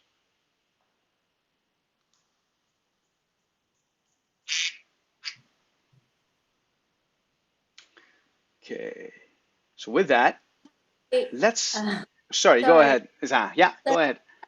Our group have a question, and I think it haven't been addressed yet. So if we work with a driver, they tend to take charge and tend to drive, But how, as a project leader, how do we deal with effectively and won't hurt their feeling or anything? So can you give us some tips to work with a co-workers who have driver style? Yeah, that's a good one. And the example that you give, right, is like, let's say that you are the owner of a project, and one of the people in your project group is a driver. Yeah. So how to work with them? Well, typically with drivers, what you want to do is you want to recognize, what they're contributing. Yeah. So what you want to do is you want to actively ask them, hey, what do you think, or what are your thoughts? Yeah. So they can share their opinion and their ideas. Now, what you also want to do is the way that drivers communicate is straightforward and to the point, right? But also quite high energy. Yeah, that's what a driver typically does. And what you want to do is you want to match that. Yeah, so they have a certain energy level. You need to match that energy level with them. Yeah, to make sure that you connect with them well. So that's a really good way to deal with a driver. Yeah, so when they say, okay, I want to do this, or I want to do that, or hey, I don't agree with this, or I don't agree with that, then you can do that in the same way. So, okay, so you want to do this? Great. You can go ahead and do it. Yeah. However, I also want you to take care of the other people in the other part of your project group. So how are you going to do that? Right? And when you ask those kind of questions, the driver then will start to focus into like, okay, how am I going to do it? And what kind of goals will I set for this? Right. Same thing if a driver then, for example, shows that he or she wants to, well, not take over your job, but definitely have some say into how everything is organized, right? Typically, the best way to do it is just to welcome it and to welcome the feedback. Yeah, and to encourage that person to say, oh yeah, well, that's a good idea. But if they're wrong, or if you feel like, hey, this is not going to help the group, then you also need to address that to them directly. However, when that happens, what you want to do is you want to take them out of the meeting and you want to talk to them directly. Yeah, that's the best way then to do it. Yeah, but typically drivers, the amount of energy they have and the idea of how to do something is usually something that's very welcome. And your trick as a project manager is then to grasp that energy and to basically mold it and direct it into the right way that you know that they can use their energy and their focus in the way that you like them to use it. Yeah, and that's your trick. Does that answer your question, Ms. Wang? Yep. Thank you. Thank you for your clarification. Yeah. Fantastic. Fantastic. Good question. All Thank right. you. Any other questions that you guys have?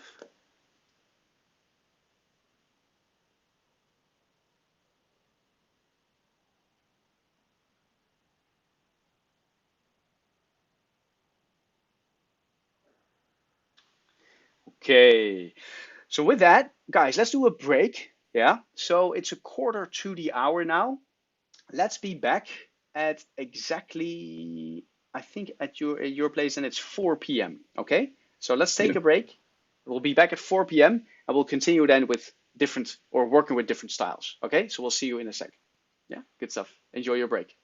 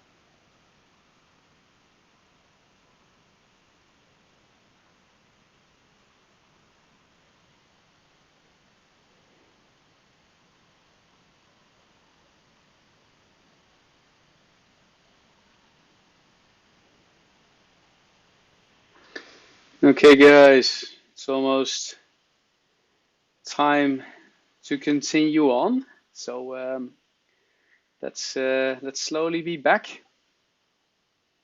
Yeah, for our session. So I hope you could enjoy your break a little bit.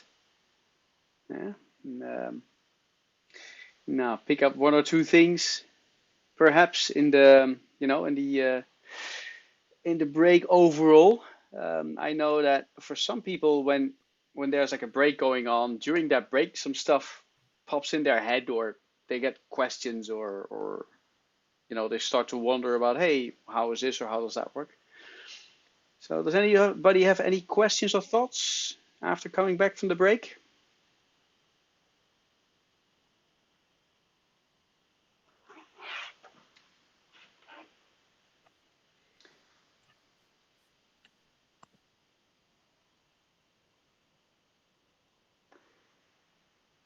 And if there aren't, then no worries at all. Then we'll just continue on with working with different styles. So here we basically dive into not just like the focusing on styles specifically, but basically focusing on techniques that work for all of the styles. Yeah.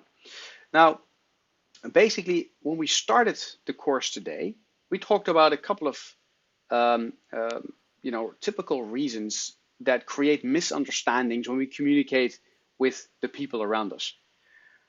And there's basically 4 ways to avoid misunderstandings throughout, throughout the way that we work with people, right? And the first one, this is a very big one, is improving our listening skills. Improving listening skills is one of these things that we can never practice this enough, right? This is always stuff that we need to focus on. The second thing is don't assume anything, but instead check things, right? So that's the second thing. It's like when I think or when I put something in a blank space where I feel that somebody means this or means that, it's okay to do that, but then share that with the other person so they can tell you if that's right or if that's not what they had in mind. Yeah. The third one then is like, well, blaming each other, right? Typically we still do this. It's a very human trait. Yeah, and it happens, right? It still happens to me, even though I know that I need to pay attention to this, right? I still do it.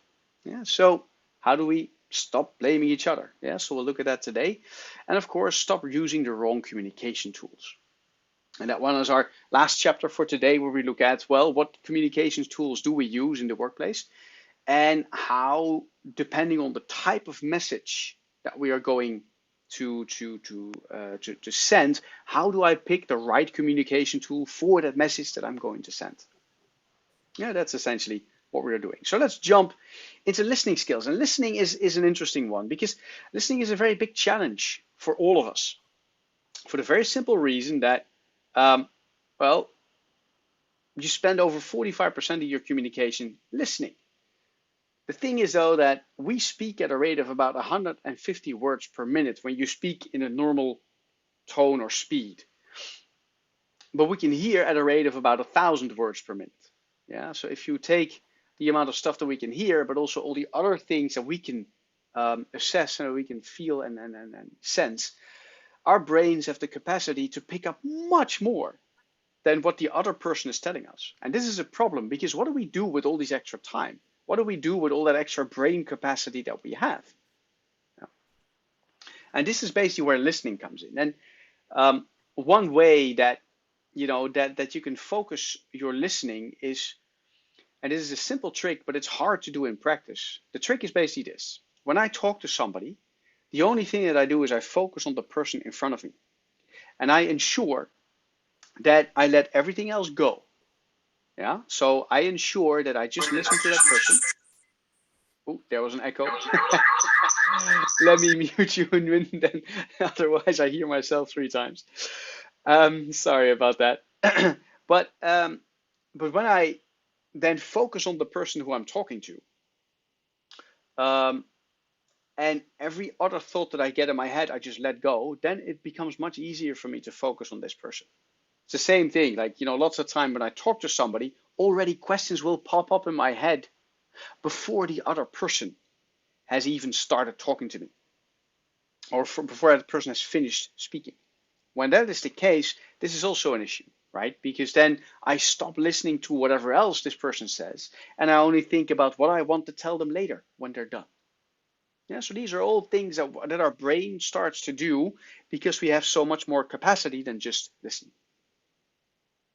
Now, in order to practice this just a little bit, we're going to do a quick exercise. Yeah, and that exercise is basically I'll read a question to you guys, and I need you guys to listen actively and then give the right response. But you need to listen for the details. Yeah, so here we go. This is the first question. So, some months have 31 days, some have 30 days, but how many have 28 days? So type your answer in chat, please.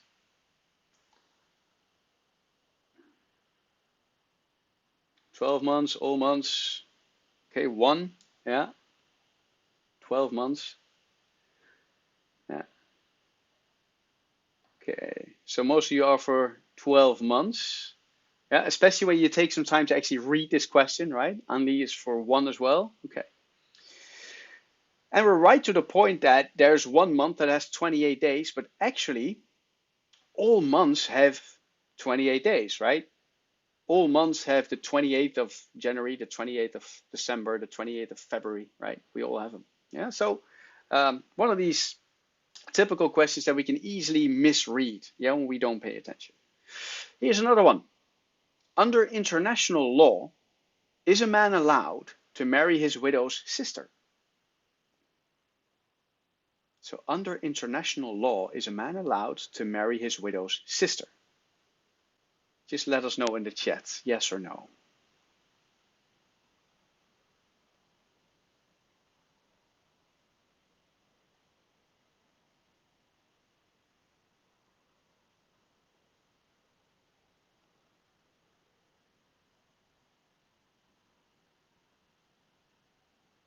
So under international law, is a man allowed to marry his widow's sister? Let me know in the chat, guys. Yes or no? He's dead. Yeah, very well put, right? Yeah. Is a man allowed to marry his widow's sister? Something is wrong. Yeah, that's true. But what else is there, right? What exactly is wrong, Miss Liu? Right? Yeah. And Nguyen and Din Lee, yeah, you mentioned this correctly, right? It's like, no, that person is not allowed to do it because it's impossible. Yeah, he would be dead. Yeah, so yes, well spotted. Yeah, very well spotted. Yeah, so again, this is a question where we need to listen well and look at the details. So here's another one. If you drove a truck leaving Berlin with 40 loaded pallets, you stop in Paris and deliver 6 pallets and pick up 2 pallets. Your next call is Madrid to collect 4 pallets and deliver 1. You arrive in Rome at 10 in the morning. What's the driver's name?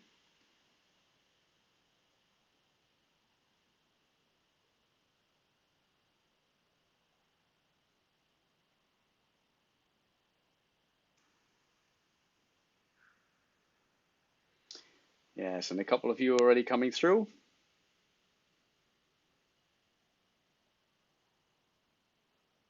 Yeah.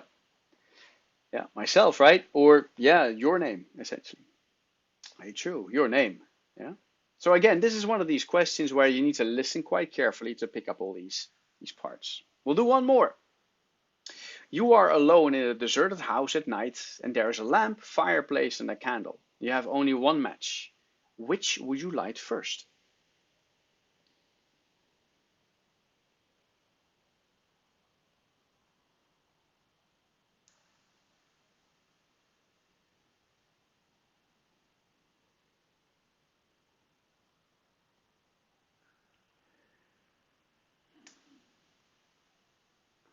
All right, Miss Chan already there. Any other any other answers in the chat, guys? Okay, the candle. Match.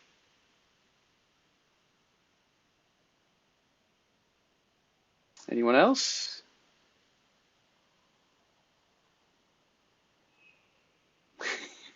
This is also where I can see everybody look at the screen very intently, right? It's like, oh, which one is that, right?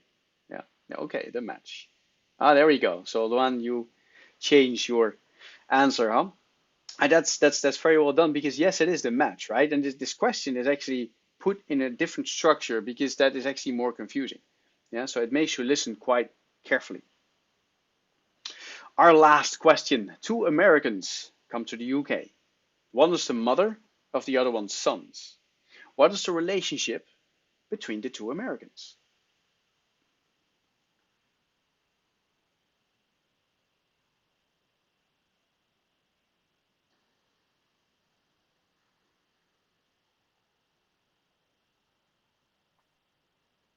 Yes, spouse, that could be.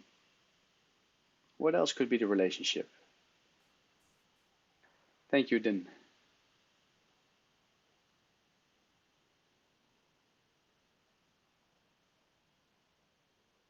So what is the relationship between the two Americans?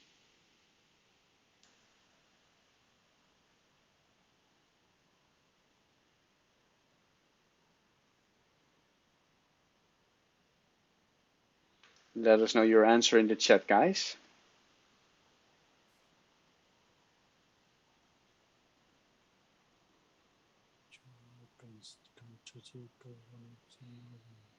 Unsure, okay.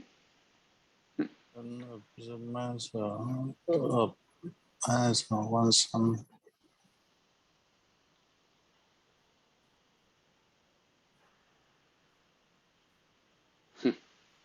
Okay. Yeah, funny one. If you keep reading it, it actually becomes less clear, right? Because what you mentioned then is correct, right? They are husband and wife or partners or parents, right? Yeah, so the one is the mother of the other one's son, right? So these two people are partners because that child, yeah, or that son is the same for both of them, right? So they're husband and wife or partners and parents. Yeah, that's what they both are.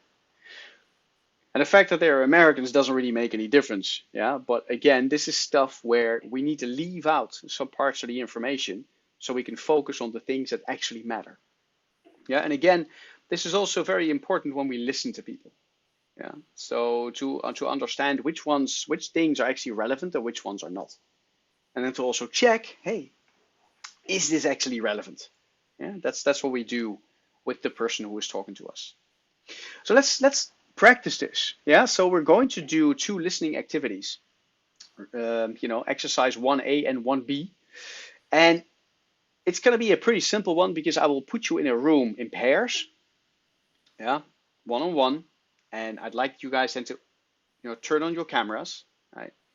And then I want you to start in pairs to practice this, right? One person tells a story about their last business trip or vacation trip or the last visit to their family.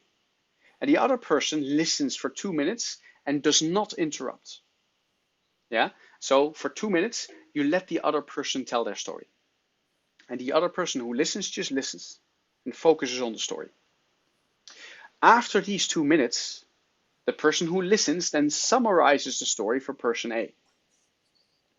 Yeah? So person B then summarizes exactly what person A did in their trip on vacation, to business, or to their family. So that's what we do. Then you switch roles. So then person A becomes person B and person B A. And then you do the same thing again. Yeah, so we do this to test different listening styles, yeah, to practice different listening styles. And we do this for 4 minutes, and we swap, and we do it another 4 minutes. Okay, so I will send this to you guys first over chat to make this easy to come back. So for each of you guys, yeah, this is what I'd like you guys to do, yeah. Now, I will put you guys in breakout rooms and I will just pair you up.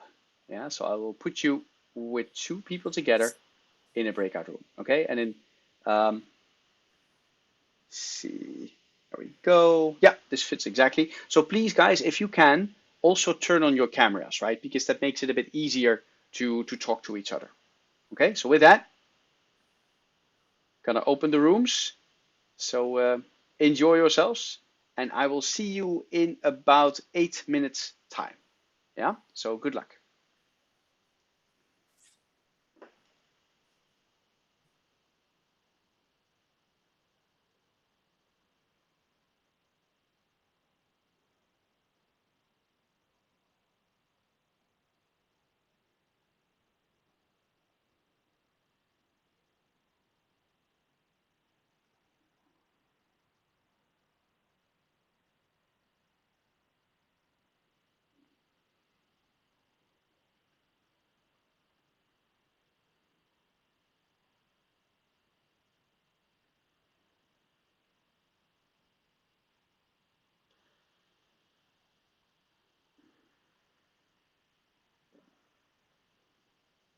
Hi, Nguyen. Can you also join the breakout room?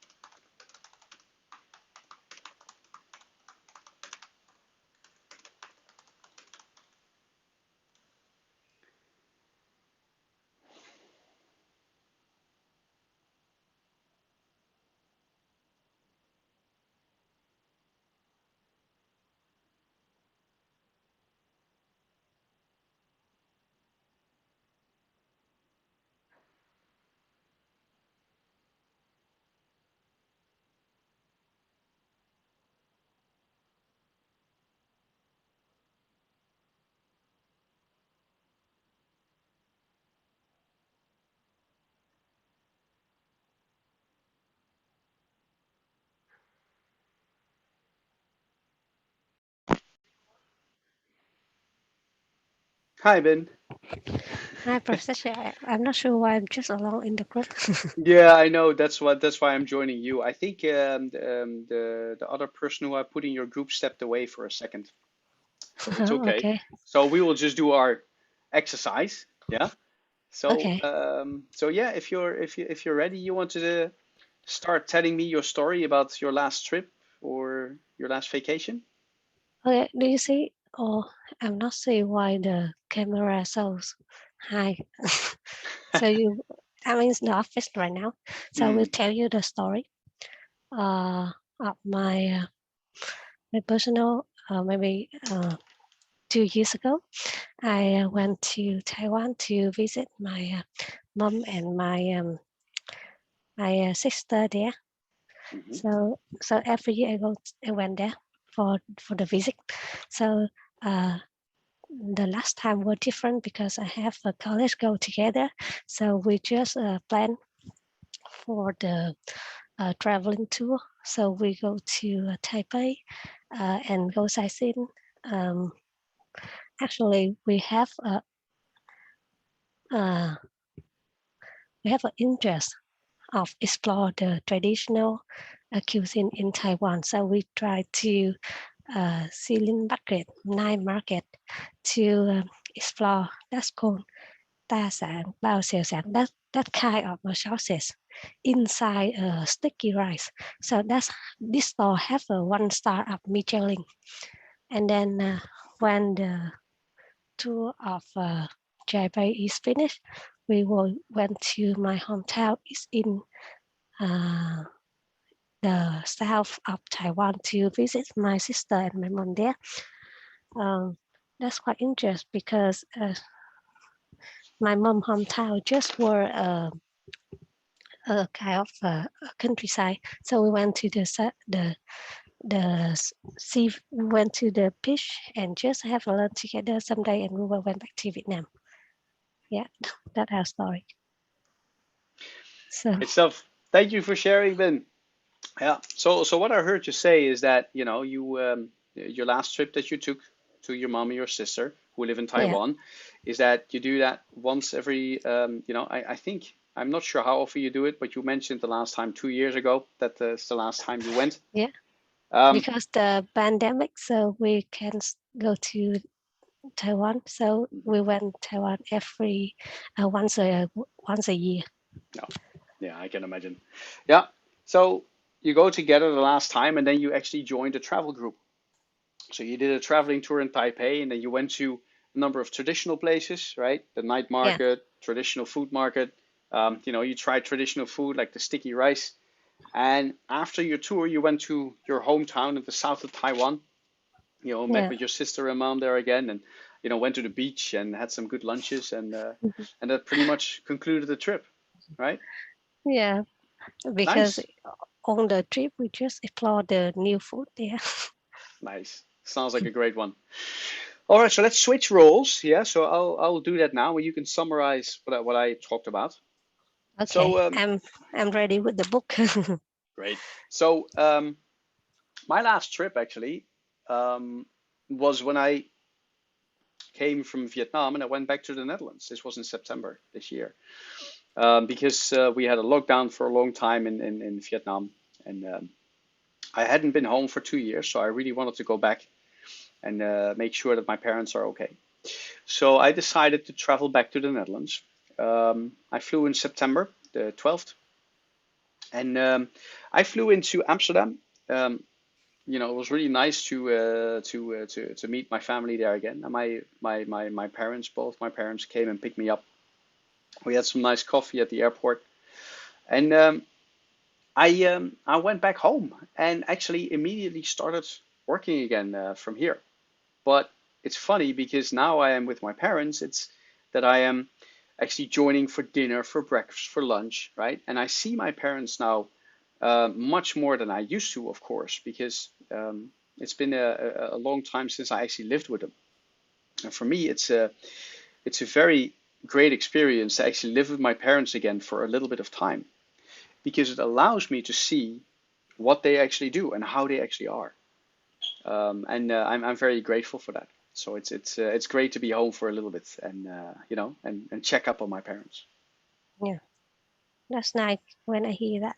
Mm. So I will summarize your story. So you came back to you was in Vietnam and you came back to Netherlands at September 12th. Yeah, to visit your parents in Amsterdam. So the parents just pick up you, and you guys have a coffee at the airport, and then you stop due to the pandemic. So that's kind of a lucky experience because you can have much more time with your families, and you can ensure they have you spend more time with them, and you make sure they are healthier, stronger every day. Exactly right. Good stuff. Thank you, Ben. Hey, I need to leave the room. I'll close the rooms now. Yeah, and then we'll Yeah. go into our next exercise. Okay? So I'll see Okay. you in a Okay. little bit. Okay? Yeah. Goodbye. Okay, bye.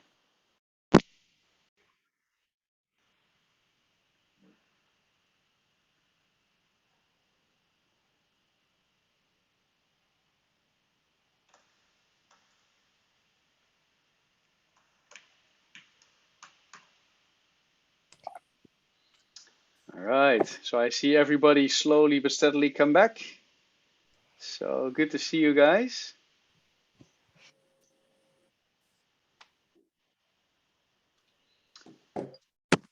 Okay, and we'll give people a bit more time to come back after the first listening exercise. And this is always a funny one to do because lots of time people are still thinking a little bit about, oh, what's the story I want to tell, and then slowly they come Yeah, up with an idea. Yeah, exactly, Viet, right? yeah. Just a 10 seconds, you have a story. That's true. Yeah. Well, for some people, it's very easy to come up with one, and for other people, it's like they struggle. It's like, how do I do Because that? they want to pick a list of the story, so it Right. take more time. Yeah. Yeah, that's true. That's very all possible. Oh my God. Yeah, nice. All right, guys, good stuff. Welcome back. Yeah, so now we're going to do a second exercise. We're going to do this with the same person again. Yeah, but here what we do is person A will talk about the project that he or she is doing at RMIT and how this is going. And then the other person will listen, but then you will listen actively. Yeah.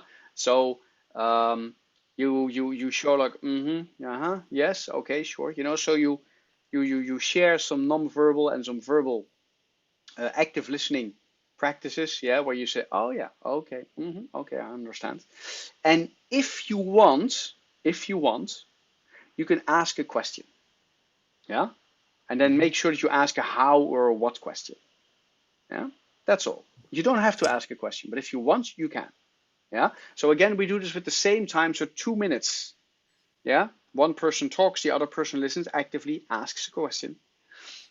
And then after 2 minutes, we swap around. Yeah. And then the other person will do that same thing. Yeah. So let me share that again in the chat. So we all know what to do. Yeah. And then I will let you guys into your breakout rooms again. Yeah, we practice again. So I'll see you guys in a little bit. Yeah, I'll set the time. Yeah, good luck.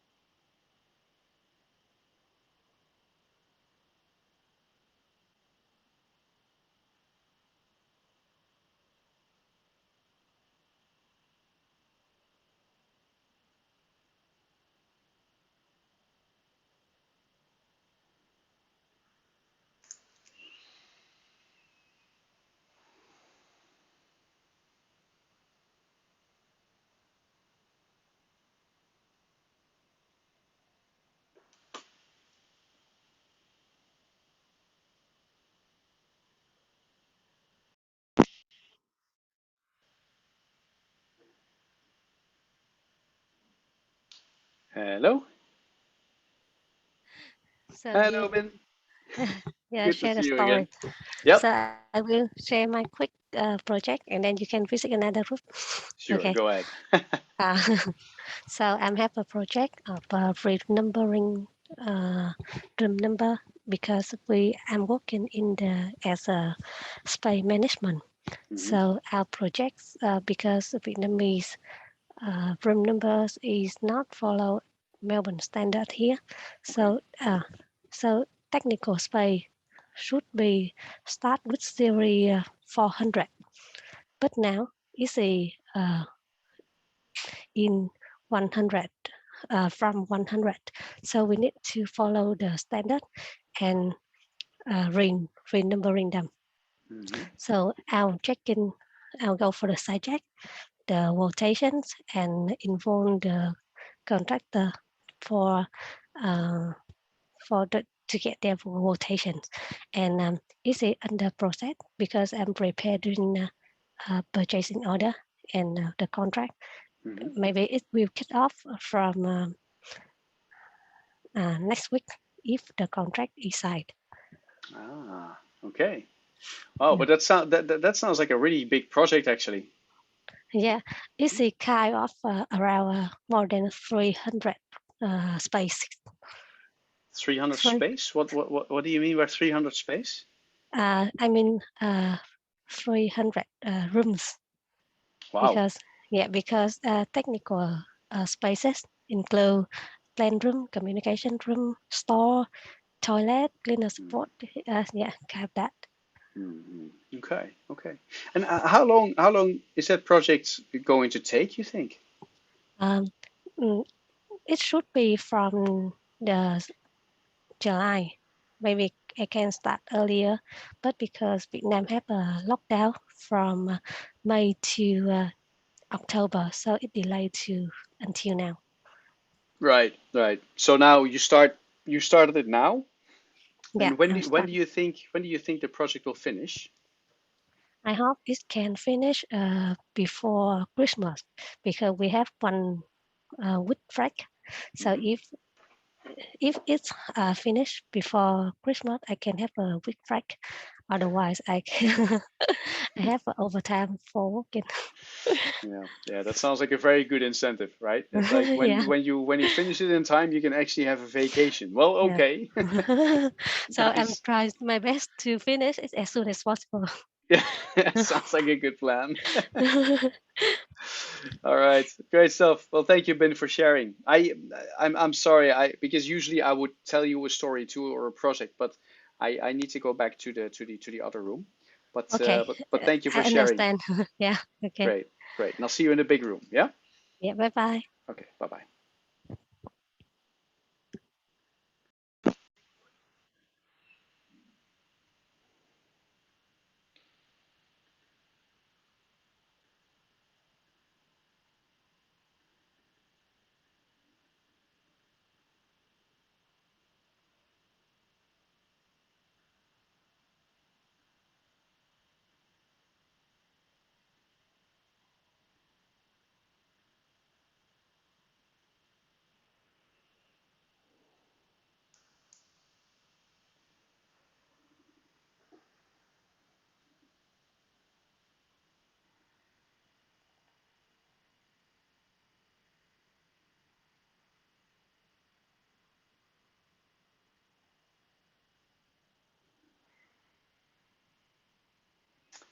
Okay. Hello, Miss Bin. Good to see you again. Yeah, it's nice to see you in the main room. There you go. We'll give the other ones a little bit of time, but they should be here soon again. So let's see. Yeah, Mr. Viet is there. Yeah, Yeah, hello, welcome back. Stuff. it's a quick discussion with the processing project by HR. Yeah, and I know that we have some events running during the Christmas time, but not yet a review to anyone. Yeah. Right. Okay. Yeah, of course. There's some secret assignments, huh? Yeah, something like this. Nice. Good stuff. All right. So everyone is back. Yeah. So good to see you guys again. So what we've just done is we've practiced two different styles of listening. Yeah. So two different styles we just practiced. So my first question to you guys, which style do you like best? Which style of listening do you like best? The second one. Yeah, the second one. Yeah. Why is Yeah. that, Winnie? Okay. I feel sympathized. So the first one is just like my partner just stayed there, be quiet and listen to me. So somehow that it's just the story, but let's say if the story can make the story can be boring, no one react to my story. But the second one is like Wing share lots of her thought, her judgment, her sharing, and so thinking, and so that if her thinking, her sharing is like the same with me, I can feel so empathized, I can feel encouraged. But let's say if that one is a little bit conflict to my sharing or my thinking, it's also another good lesson for me to learn as well. So I prefer the second one. Okay. Yeah. Because it's much more the idea that you're not talking to a wall, but that there's interaction, right? Yes, and my partner is really a great one. Wing is super great. Nice. Nice person to talk with. Yes. Nice. Yeah. That's great. Thank you, Winnie, for sharing. Yeah. Yeah. Thanks.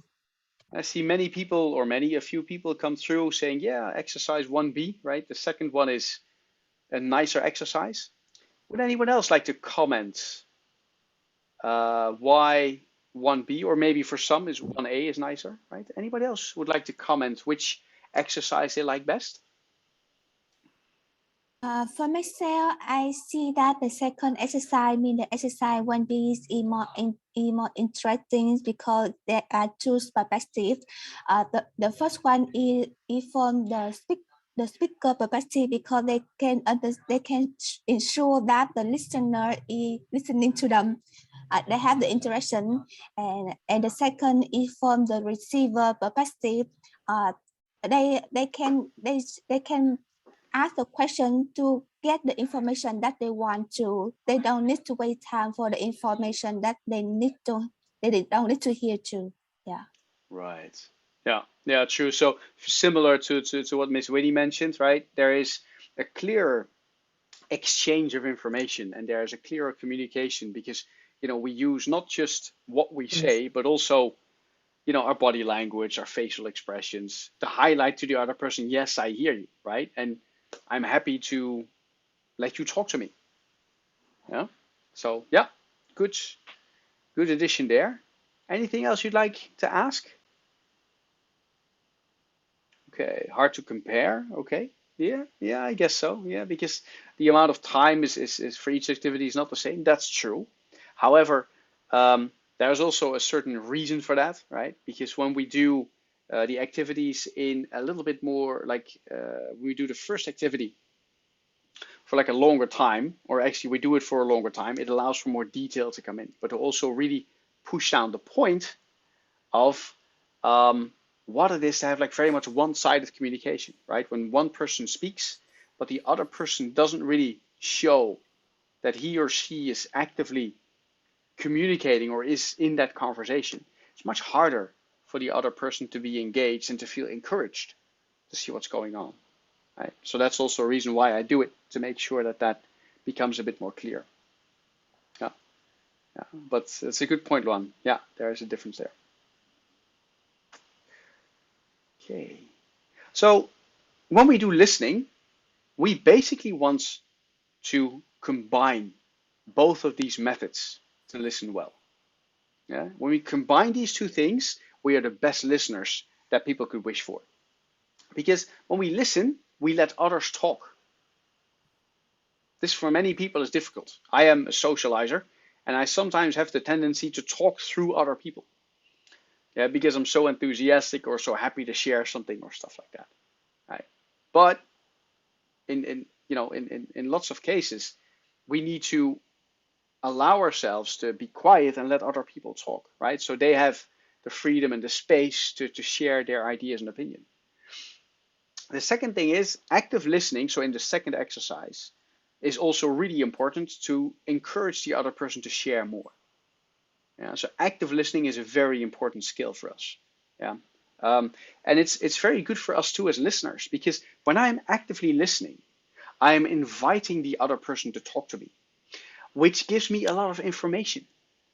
Yeah. Earlier on, there was from one of you the comments about, hey, how can I get my vendor?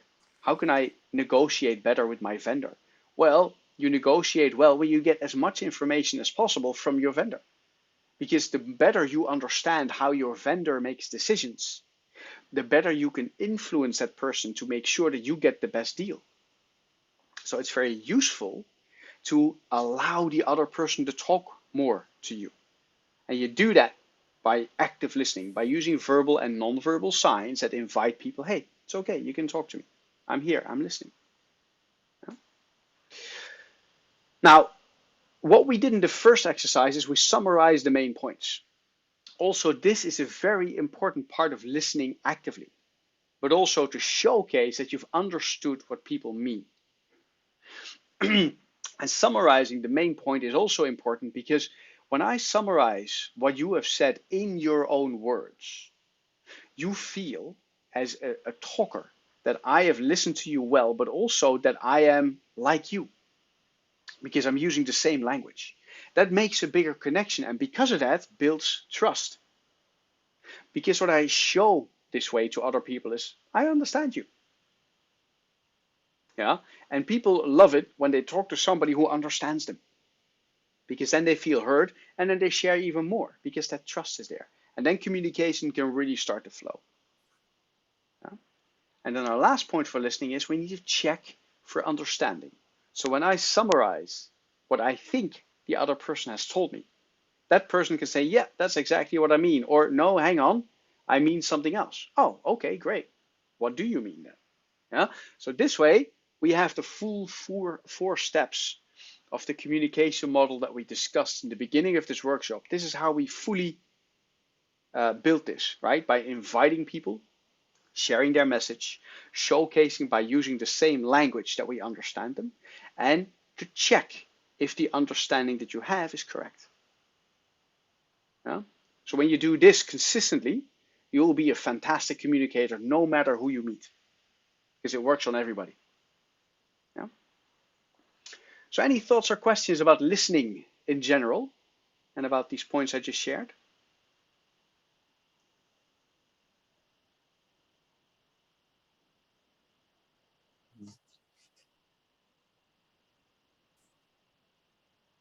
Okay, good stuff. So then let's start another part with a statement. So I'm going to share something with you, and I'm very curious what you guys think about this. I know that you believe you understand what you think I said, but I am not sure you realize that what you heard is not what I meant.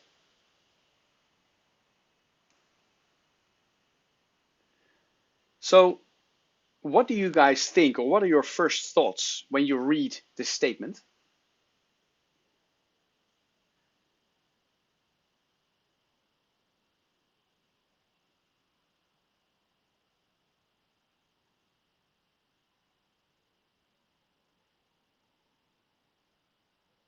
You guys are very quiet now.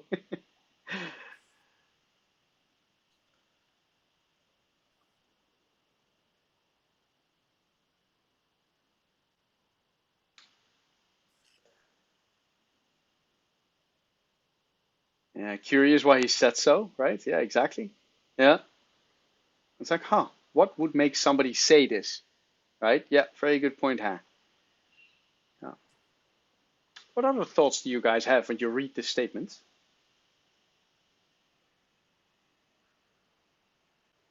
Myself, I think that the sentence, in the first part of the sentence, they mentioned that believe you understand what you think I said, mean that the subjective understanding from the here. But the second part of the sentence, realize that what you heard is what I mean. It means that the objective realization, I think. Yeah. Yeah, exactly. And it might not even be just subject object, right? But it might also be subject subject, right? Because the first part is about, hey, I'm sharing something, and I am the subject, and you're trying to understand me as the subject, right? But I'm not sure if you understand this subject. Yeah, when you interpret or you try and interpret what I said. Yeah. So you can see already that by statements like this, things become very vague, right? It's like, what just happened? What are we talking about here? Because it can be pretty much anything. Yeah. So this is also funny because this actually came from a US government official, this statement. Yeah. So guys, what problems are created by these types of communications?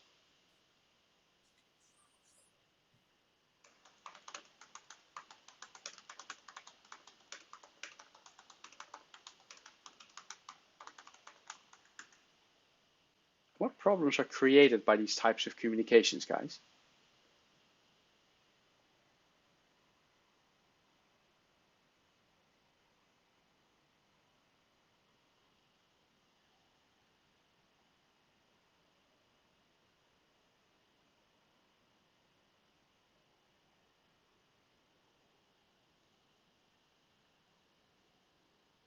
Yeah, it's definitely confusing.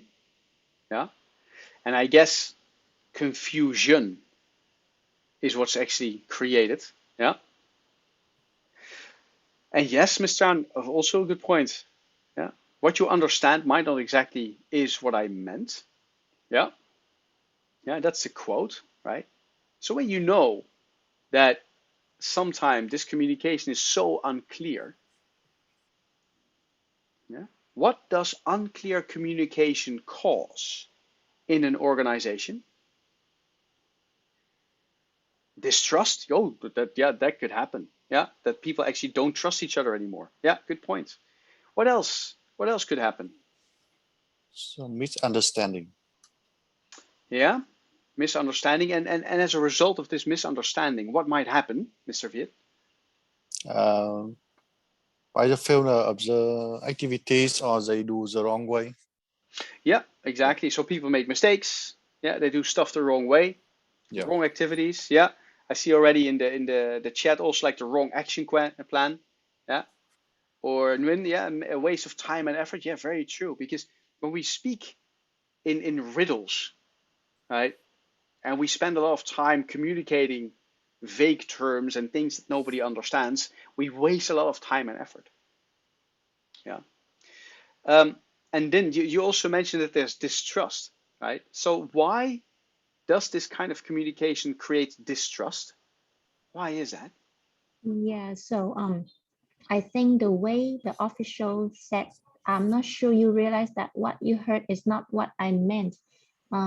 Maybe he put his assumption in the guess. So maybe the other person actually understand what he said, but he just think they don't understand.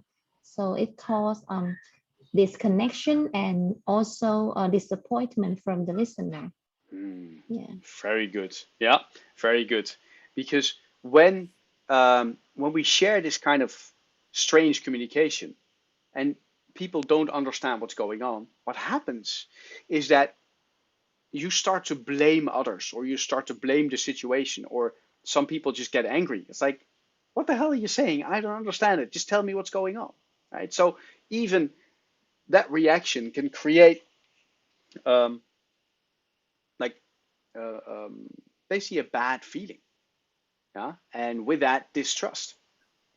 So it's really important that we understand, that we communicate clearly, but also that we understand, how do I respond in a good way when people are unclearly communicating to me? Yeah. And that's typically what this next part is about, right? So if you think about misunderstandings, how do we deal with these best? Because we get these every day, right? Every day we get people who we communicate with that we just don't understand. And the unfortunate part is that many of us don't always ask for clarification. Now maybe we're too shy, or we're too much caught up in our work, or maybe we feel that we cannot ask this, right? But it's actually really important to do it. So what is a good way to ask for clarification? Well, if somebody tells you something and you don't understand, just tell them, I'm sorry, I'm not sure what you mean. What do you mean by da, da, da, da, right? What do you mean by whatever this person talked about? Yeah.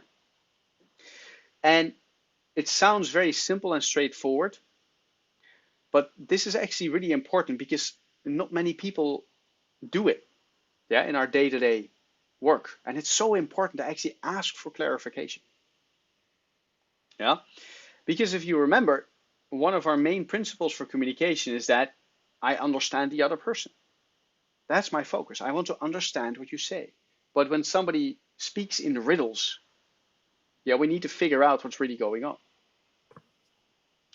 And the reason why many people are still afraid to ask for this clarification is because we feel that we fail if we share that we don't understand someone. Yeah, but as you remember, there is no failure in communication. There's only feedback.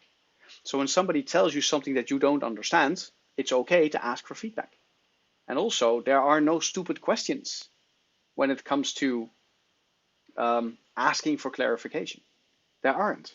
Because again, your focus is to understand the other person.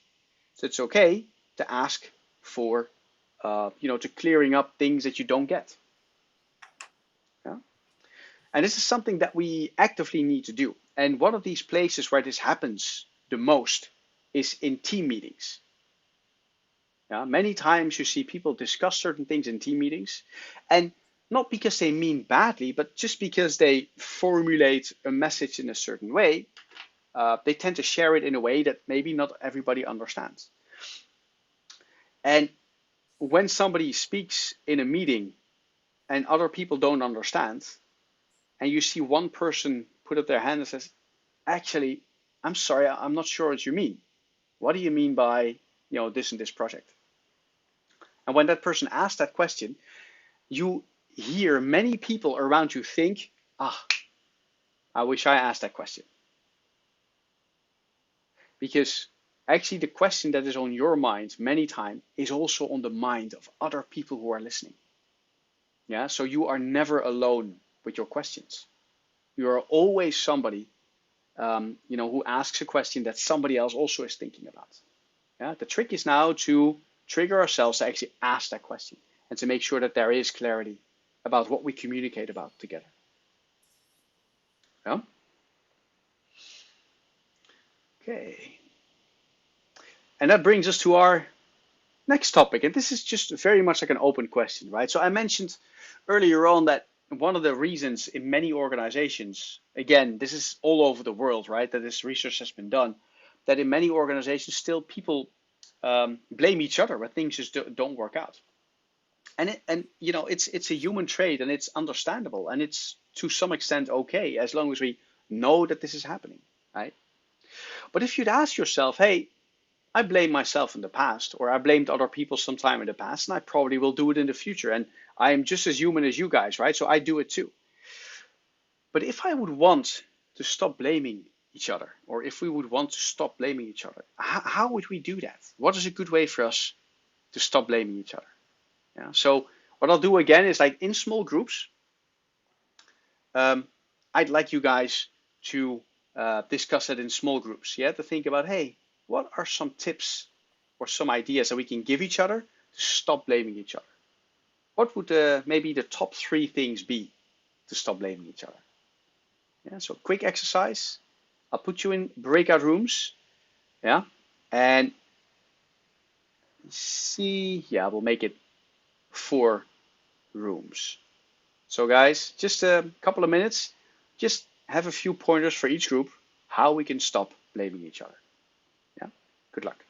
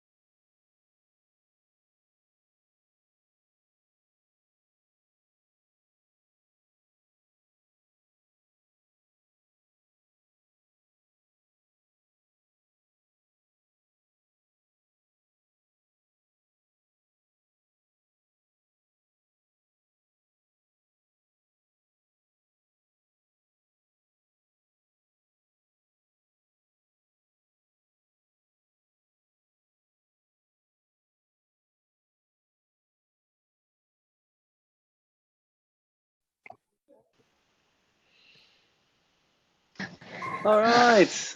And everybody is coming back. Hi, guys. Good to see you again. Yeah, good to see you back. Very One nice. is not enough for to gossip, Thai. I know. Terrible. I should give you time to gossip more, huh? Yeah, silly me. No, I mean, it's quite, I mean, so good because my teammate this time is very nice. So we match each other and talk a lot. Yeah, I know, and that's why you need more time to gossip, huh? So I know how it works. Yeah, gossip. Oh, everybody wants to gossip. All right, good stuff. Okay, guys. So, how did you guys do? What thoughts do you have, or what ideas or tips do you think you can share if you want to stop blaming each other? What could be a good way? Maybe group one, some ideas in Winnie's group. I can speak a little bit. Sure. So actually that when we raised this one out and we said that it's quite very hard to stop blaming each other because it depends on the characteristics of each person. So maybe, and also in the situation that with the high responsibility, you can easily to have the tendency to blame the other one. So that just, I mean, somehow you don't feel that you're so pressed and stretched to take all the credit for that, I mean, mistake or fault. But our teammate is come out for the idea really great that somehow we, and also it's your, I mean, your communication trait initially in the starting of the class, that we don't take it as a failure, but we take it as the feedback. So when we take it as feedback, somehow we will think at that one again, that why we fail in or we make any mistake of that task or anything. Yeah. So when we take a feedback, we look at us again, and so we look at the whole story that in terms of the whole overview, and then we can also come up for another better idea or solution for the next time or the next task. Yeah. So focus on solutions going forward. Yeah. Yeah. Okay. Yeah. Those are great points. Thank you so much, Team One and Winnie. Much appreciated. Thanks, fine. All right. How about the second team? Ha and Luan, Miss Zhao. Any thoughts from you guys? I'll speak on behalf of the team and also forgive my mask because we have visitors coming in and out of the office, so we have to keep the mask on all the time. Sure. So for our team, we got the issue most of the times, especially with those working with parents. So they blame the staff and maybe the school very often, and they have to deal with this situation a lot. So our thinking was to direct the conversation in a different way. I agree with I think it's Queenie, right?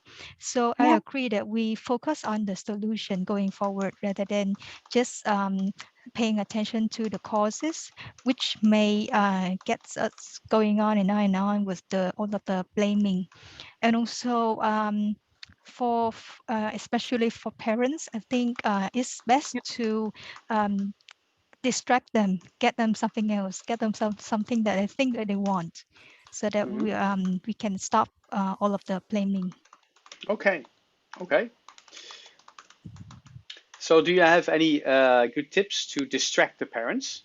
What can you give an example there, Luan? I don't deal with parents a lot, so maybe one of my teammates can talk more about this one. Okay.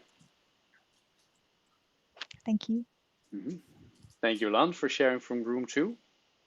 So anyone from room 2 wants to share some examples? Oh, there's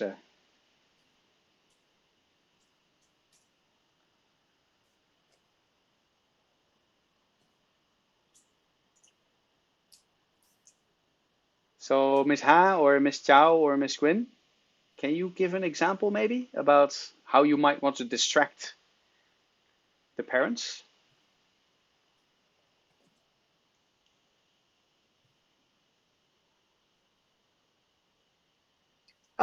Yes, actually, I haven't engaged much with parents due to the characters of my position, but I think that that is one of the way that may be effective for parents, that we should not just focus on their planning, because as my experience, but parents will come to us, you know, when they are really panic or they really upset about any problem, so they would come and complain. So do not to focus on you know, on the emotion, but rather just keep your head cool, and just try to pick the information regarding the fact and figure, you know. So you can try their attraction, not on the problem, but maybe, okay, so I think that there might be just stay focused on the facts, and give them solution on what they bring to you, because sometimes we will also, you know, be driven by their emotions, and we just keep follow their emotions. So to distract them, just stay focused on the problem and give them the solution. Yeah, so I think so. Yeah, very good points. Very good points. And this is tough, right? In the heat of the moment when somebody comes in and is like, "Rrr," you know, and is Yes. angry, right? So it's also your way of like, hey, okay, so how can I connect with this person and then bring them a little bit down in their state, so they're not angry, but they're more in a state where they are more willing to listen. Yeah. Yep. That's where we're going, right? Yeah. Very good. Yes. Those are great examples. And guys, just to be sure, we'll focus on this in our next workshop, right? How to do this better. Yeah. So stay tuned for the next one where we focus more on this. Great stuff. Thank you, group 2. Group number 3, I already see some points that you guys are bringing through. So thank you for that. Let me just highlight those in the text box. Anyone of your group want to you know, read them out or add some more ideas about this?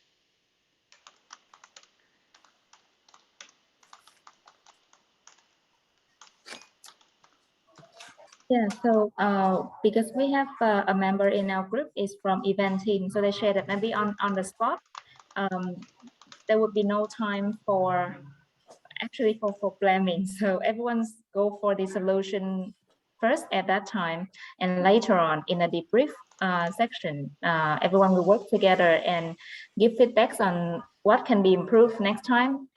Like and then the focus would be on the matter, not the person. Yeah. Yeah, and then the second idea is that maybe we can instead of pointing out the thing that other people done incorrectly, we can share what in our role can be done better. So probably other people would share what they think they can do better next time too. Yeah. Okay. Brilliant. Yeah, great stuff, right? This allows for more people to evenly share what is going on and then together come to conclusions like, hey, well, how can we make rules or best practices here that work for all of us? Correct? Yeah. I also really like focus on things, not on people, right? What we want to do is we want to focus on the facts, like this went wrong or this went wrong, right? So how can we fix that going forward?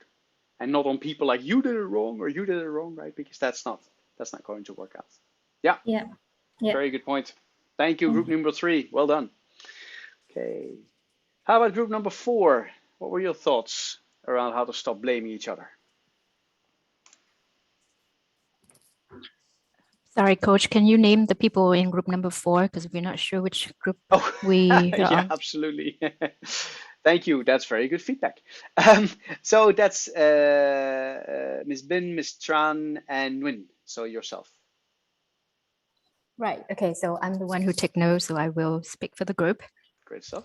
So according to our group, avoid blaming staff from the very beginning of the project with clear communication.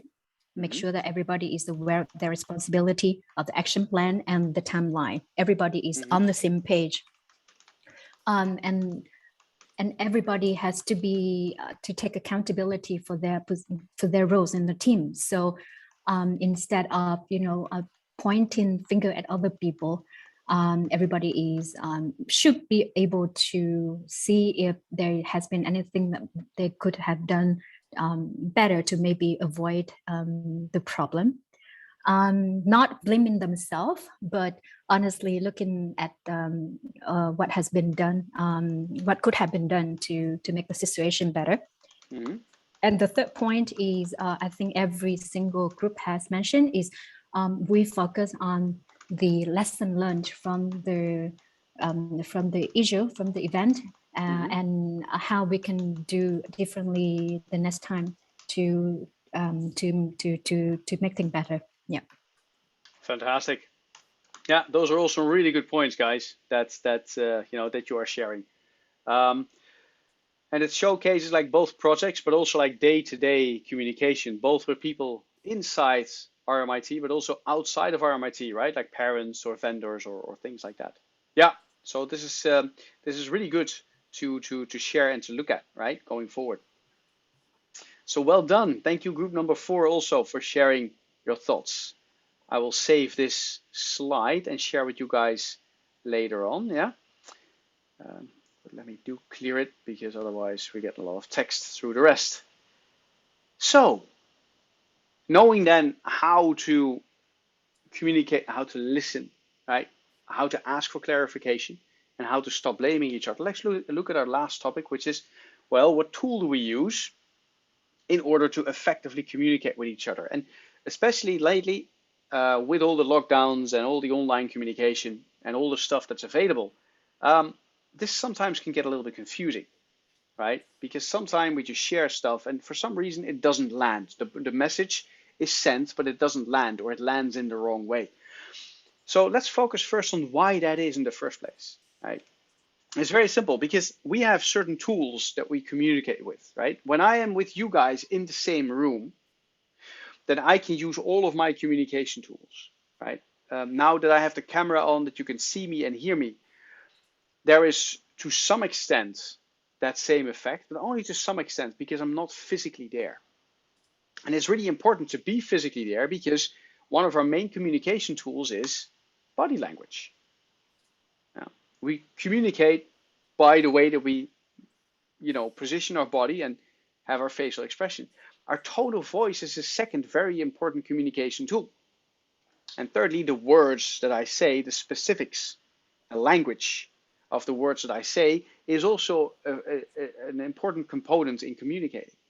Right? So these are the three main topics, or the three main tools that we have to communicate with others. And body language, you can think about things like the posture that I have, right? The gestures that I use, the facial expressions that I have, right? All that stuff is body language.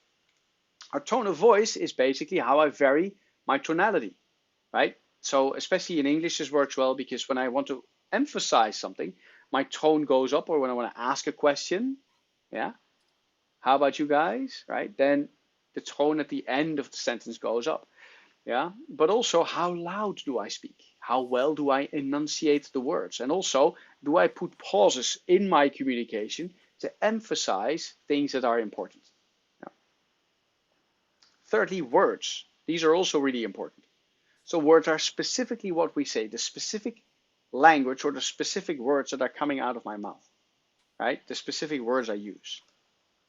And how descriptive my explanation is of what I'm trying to communicate. And so these are three main communication tools. And when we use these, we use 100% of our communication, right? 100% of our communication tools is body language, tone of voice, and words. But my question to you guys is, how much, how do I say that? What percentage, basically, is each of these tools, right? What percentage is each of these tools to make 100% in total? So for example, some people say 33, 33, 33, right? That could be something that we see, or some other kind of percentage. So guys, can you type in chat how you think that our tools, how important each part of these tools is for our overall communication? Just type it in chat.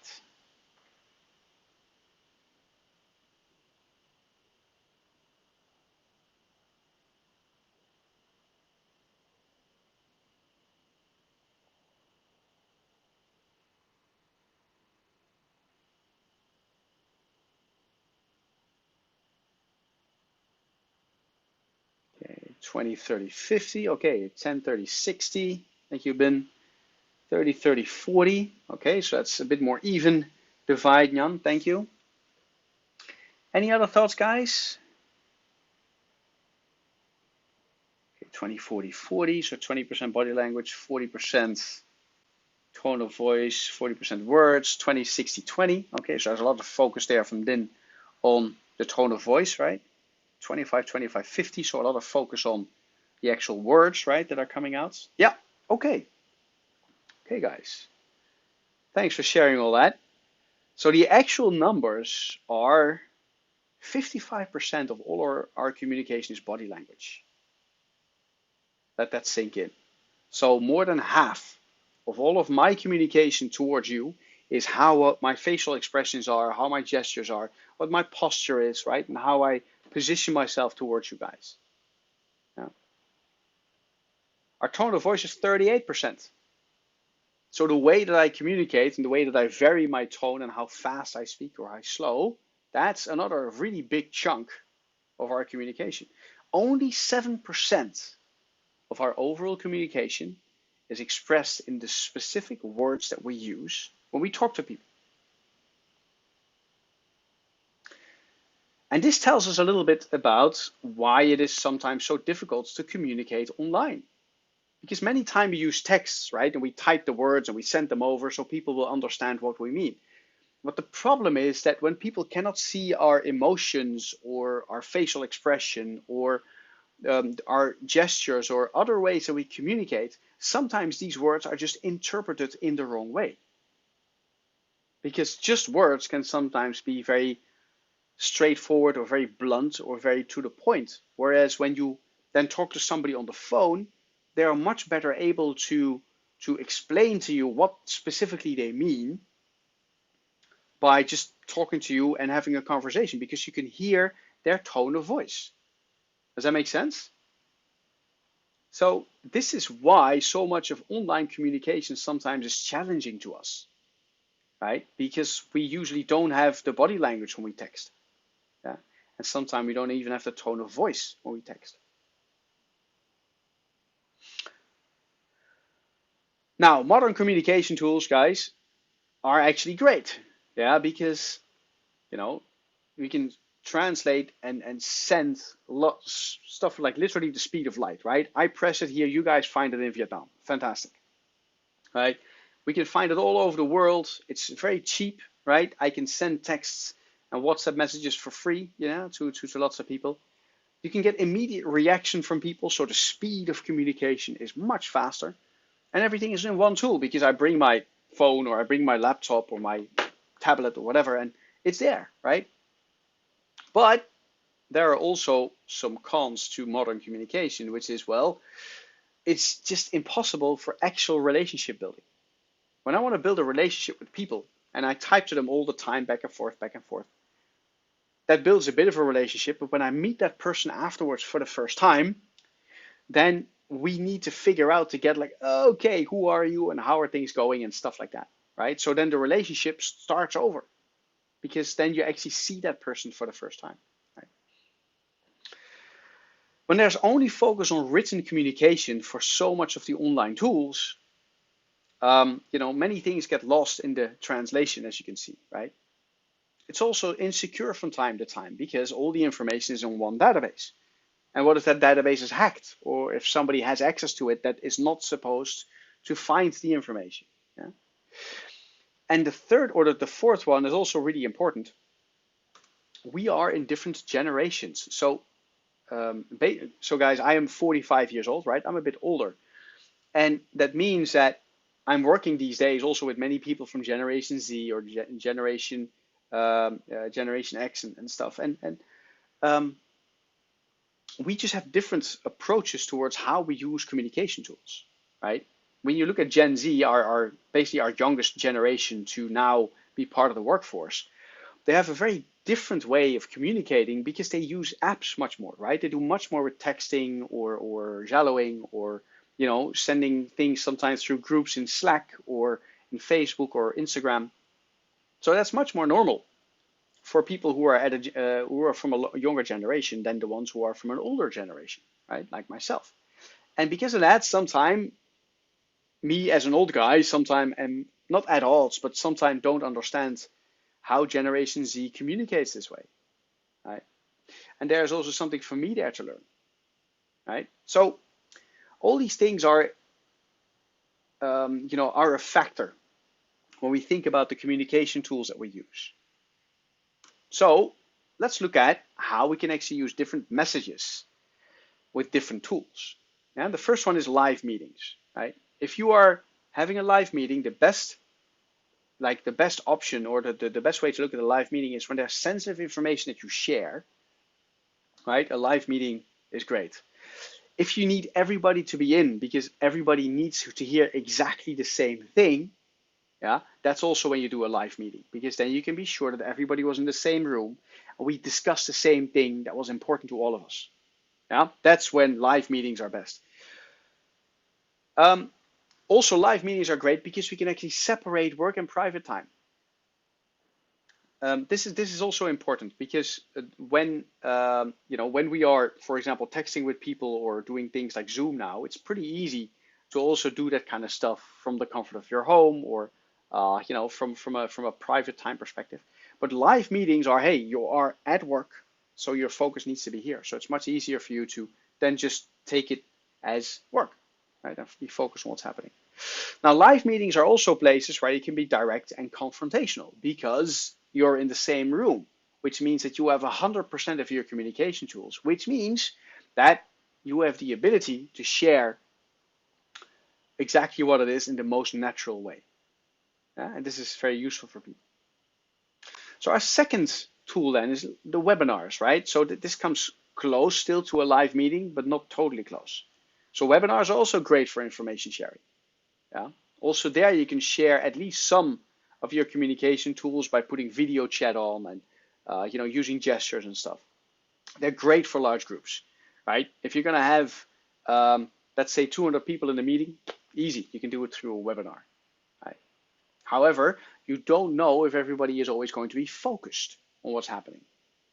That's the downside. Also with a webinar, you can have good conviction in the way that you share your message. And because of that, it partially replaces live meetings, because all the tools that are there to make it directly visible through video and voice. Calling people, still very important tool. And calling is also WhatsApp audio call or whatever, right? And calls are very useful because in calls you can share your thoughts and feelings on a one-to-one basis with somebody. So they're much better than just texting up and down. Also, calls are very good to get mutual agreement between yourself and others. And it's very easy to align what you're doing. It's also great for fixing something quickly. Lastly, chat. Chatting over WhatsApp, Jello, Skype, you name it, right? It's great as long as these are superficial messages. So simple information, quick yes or no answers, quick fix issues. Chat is fantastic for that.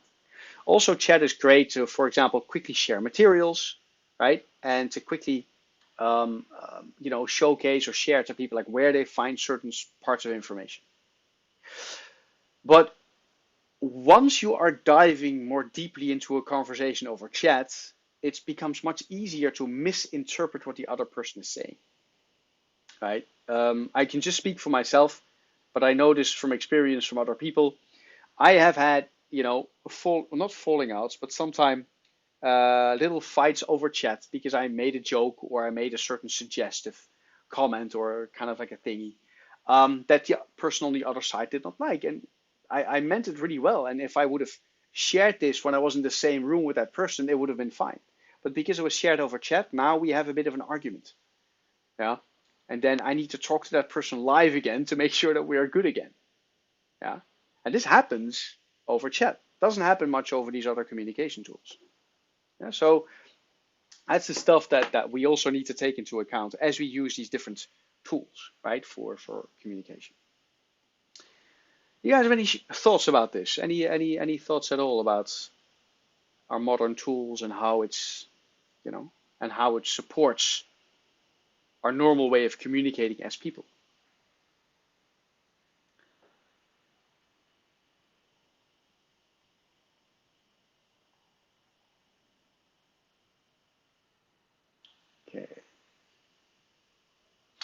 right, guys, then let's do our quick last exercise for today. Again, in groups, right? I want you to ask yourself, now when I know what all these different communication tools are and what the pros and cons are of them, when I think about RMIT, what tool is overused? What tool is used too much where maybe we should use different tools? Right? What tool is underused? What is the tool you think we should use more, but now we don't use so much? And thirdly, what tool causes the most misunderstandings at RMIT? Yeah, so which one causes the most misunderstandings? So I'll send these questions to you again in chat. Yeah, I'd like in your group to think for 5 minutes to come up with one tool for each category. Yeah, so bear with me 1 second to share the tool exercise. And then for the last time, I will put you guys into groups to discuss it together. Let's see. And yeah, I will just put you in the same groups again, guys. Yeah, so enjoy and we'll see you in 5 minutes. Good luck.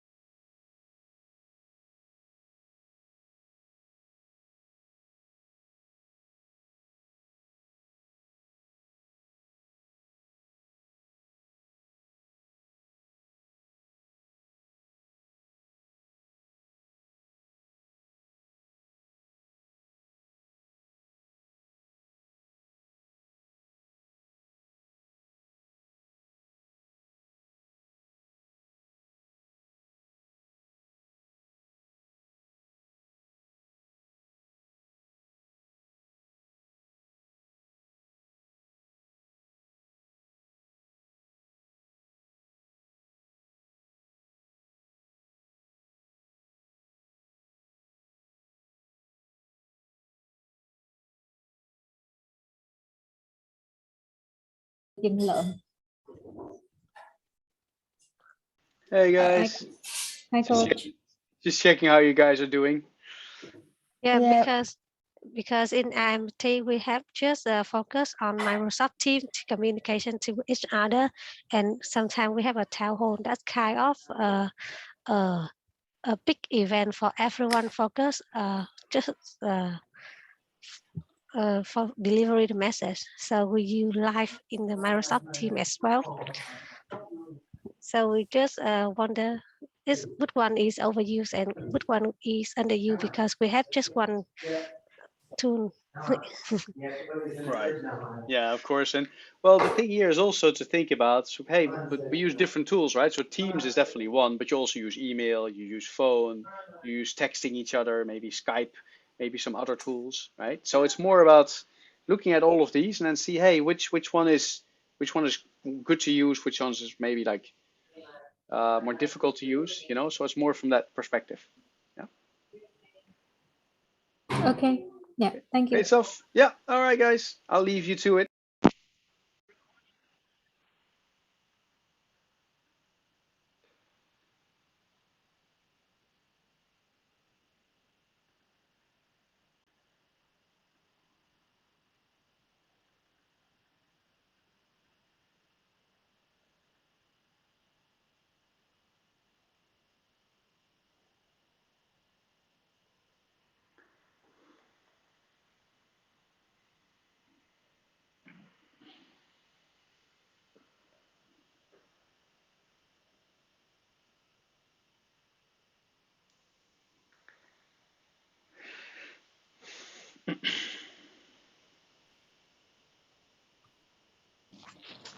All right. Welcome back, guys.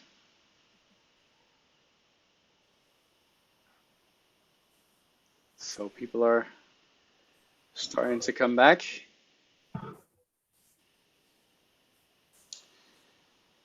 Okay. Good to see everybody back again at the meeting. So, guys, it's almost time, right? So I wanna, run this one really fairly quickly, right? And room 3, thank you for already sharing some tools that are overused or create misunderstandings. And the funny thing from room 3 is that the one tool that causes all of that is overused and underused. Well, MS Teams chat is overused, MS Teams video calls are underused, and MS Teams chat causes the most misunderstandings. Okay, that's good to know. Thank you, room 3. How about room 1? So which tool do you feel is underused? Which one do you feel is overused? And which one causes the most misunderstandings? Mọi người mình rung quanh đó hả mọi người? Việc trả lời đi, Việc trả lời đi, Việc đại diện trả lời đi. Việc quên mất rồi chị ơi. Chị Winnie đi. Winnie again. Can you see? Thầy Thái ơi. They always ask me to do that one on their behalf. Okay. Yeah, I know. Yeah, the most overused tool is asking Winnie to say. We need to answer. We put that one in specific situation. It's like when we do a lot of things due to the coronavirus and due to the pandemic, and we have to do online a lot. So basically we use like email, or same with the team tree, that we do a lot of Microsoft chat. So the tool can be overused here will be the Word. And the one is underused can be body language, and somehow we lazy to turn on the camera like me right now. Yeah, so lack of interaction to the people. Right, so the tone as well. Yeah. So the tone that can be caused the most misunderstanding, the same, that will be the wording, because we use the word a lot in writing an email or chatting with the other rather than meeting them in person. So yep, so the wording will be the least of underused, overused, but cause a lot of misunderstanding if we not use the proper word.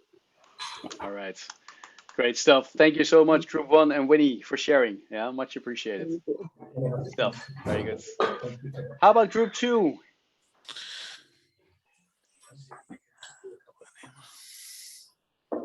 So how about the group from Luan and Miss Chow, Miss Quinn, and Yan? What was your What were your thoughts?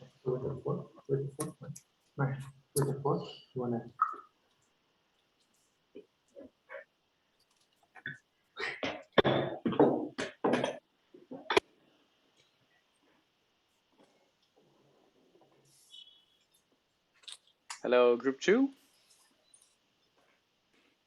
Miss Luan, Miss Chow, Miss Quinn. Yes, then I'll speak for the team then. Sure. We were confused at first because we were not sure if you were talking about the modern tool or all of the body language and words and all. But after all, our discussion came down with the tool that is underused in the past, not now, that we think is the webinar, because in the past when we can actually interact with each other in person, then this tool is somehow underused. Okay. But now, because the situation forced us to go live with our daily interaction, then we use webinar more often, and also many other add-ons and many other functions were added to the webinar to make it more interesting. So I think the webinar has now been some kind of the normally used at the moment. Right. Fair enough. Yeah. I think that's what we came up with for the time given. Okay. Great. Yeah. Thank Thank you. you so much. Yeah. Thank you so much. So group 3, you already shared your ideas in chat, right? Feel free if somebody wants to comment in addition to that, feel free to do that. Yes, I would like to clarify.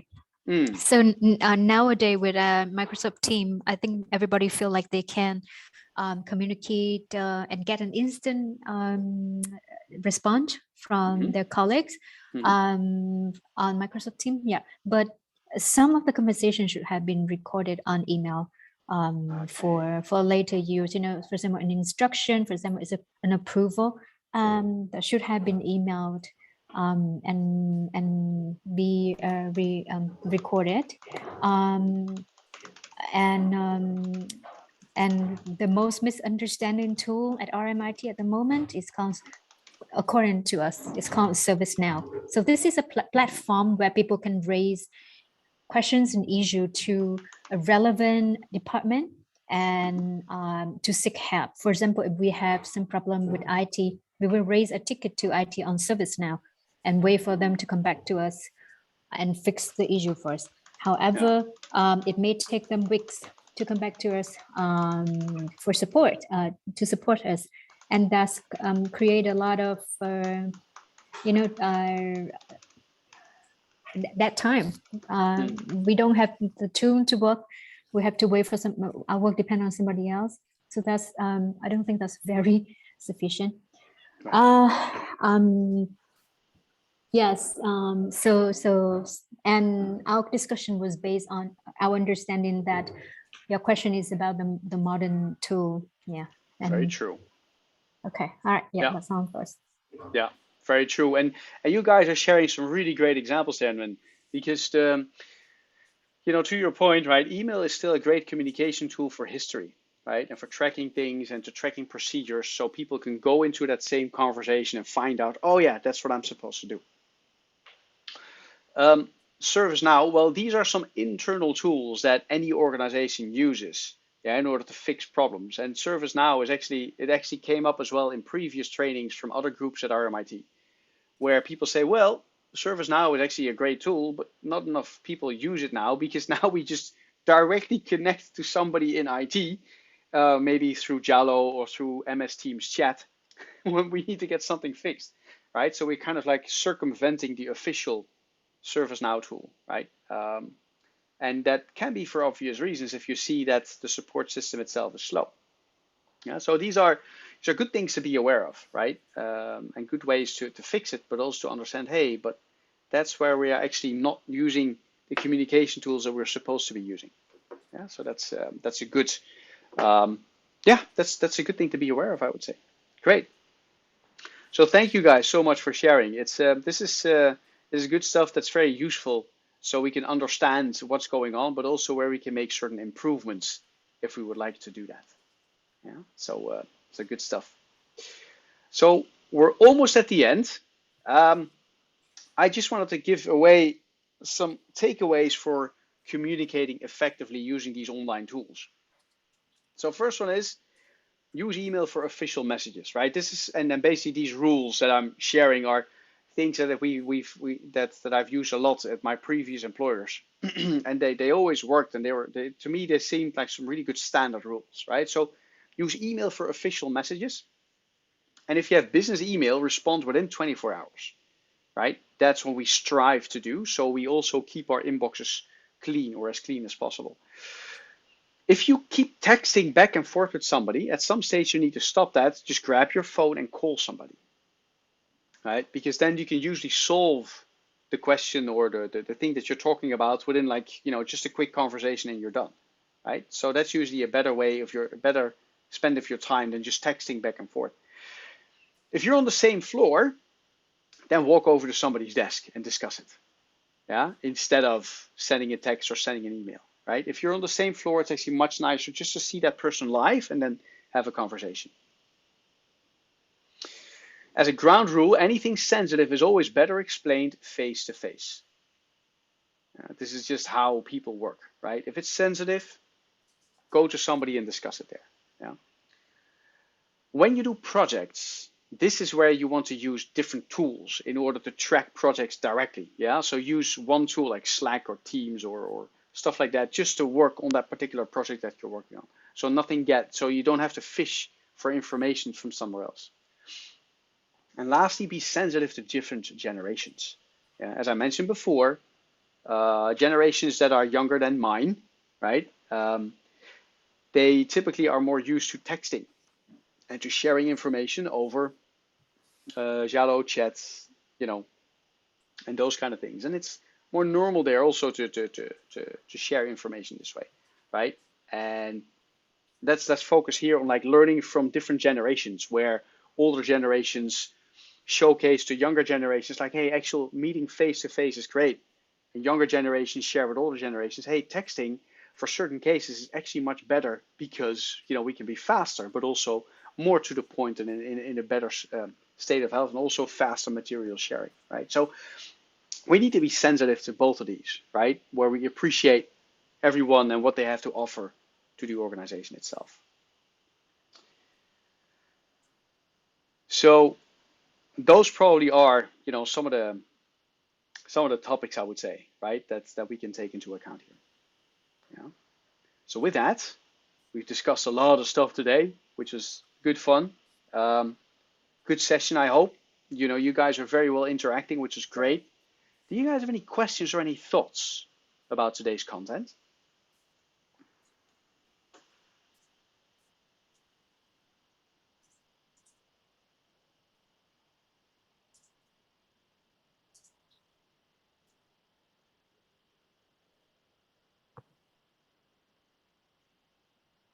Not at all.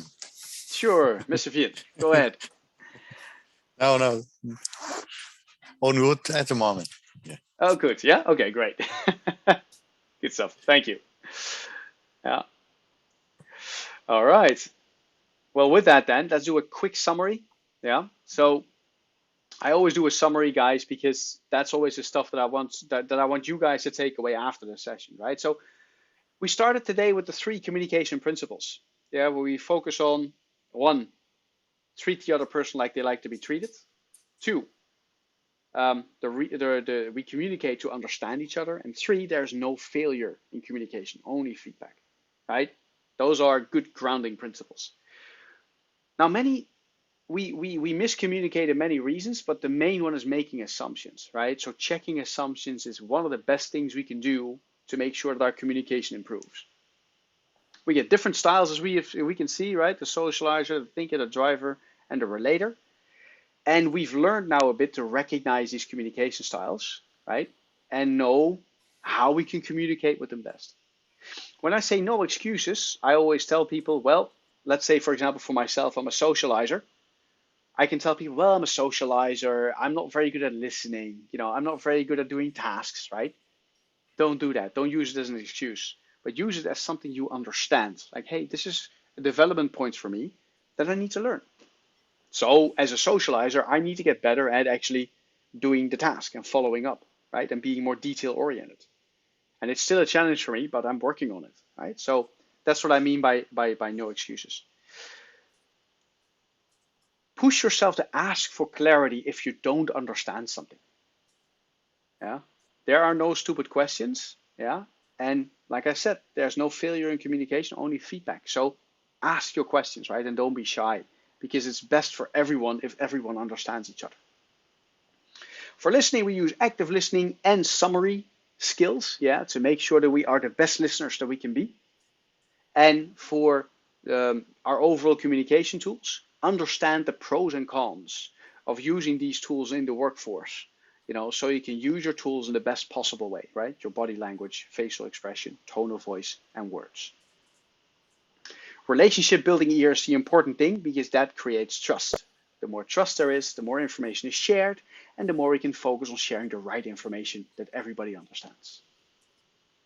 So with that, guys, I hope it was a useful session for you. I hope you picked up one or two things. You were a really great group, so thank you so much for being here. I'm going to share the resources from today's training, so the recording, but also a handout with all the PDF slides, yeah, on the Smarter portal. So you will get a link to that as well over email, where you can access it with your RMIT account, email address and password assigned to it. But that will be sent to you guys. And with that, thank you so much for today. I really enjoyed it. Fantastic group, and I'm looking forward to see you guys again for our second training on communication skills. So with that, have a lovely rest of the day or evening, and looking forward to see you again soon. Yeah, so take it easy, and bye-bye. Bye-bye. Hey guys. Bye, everyone. Bye bye, everyone. Yourself. Bye bye, everyone.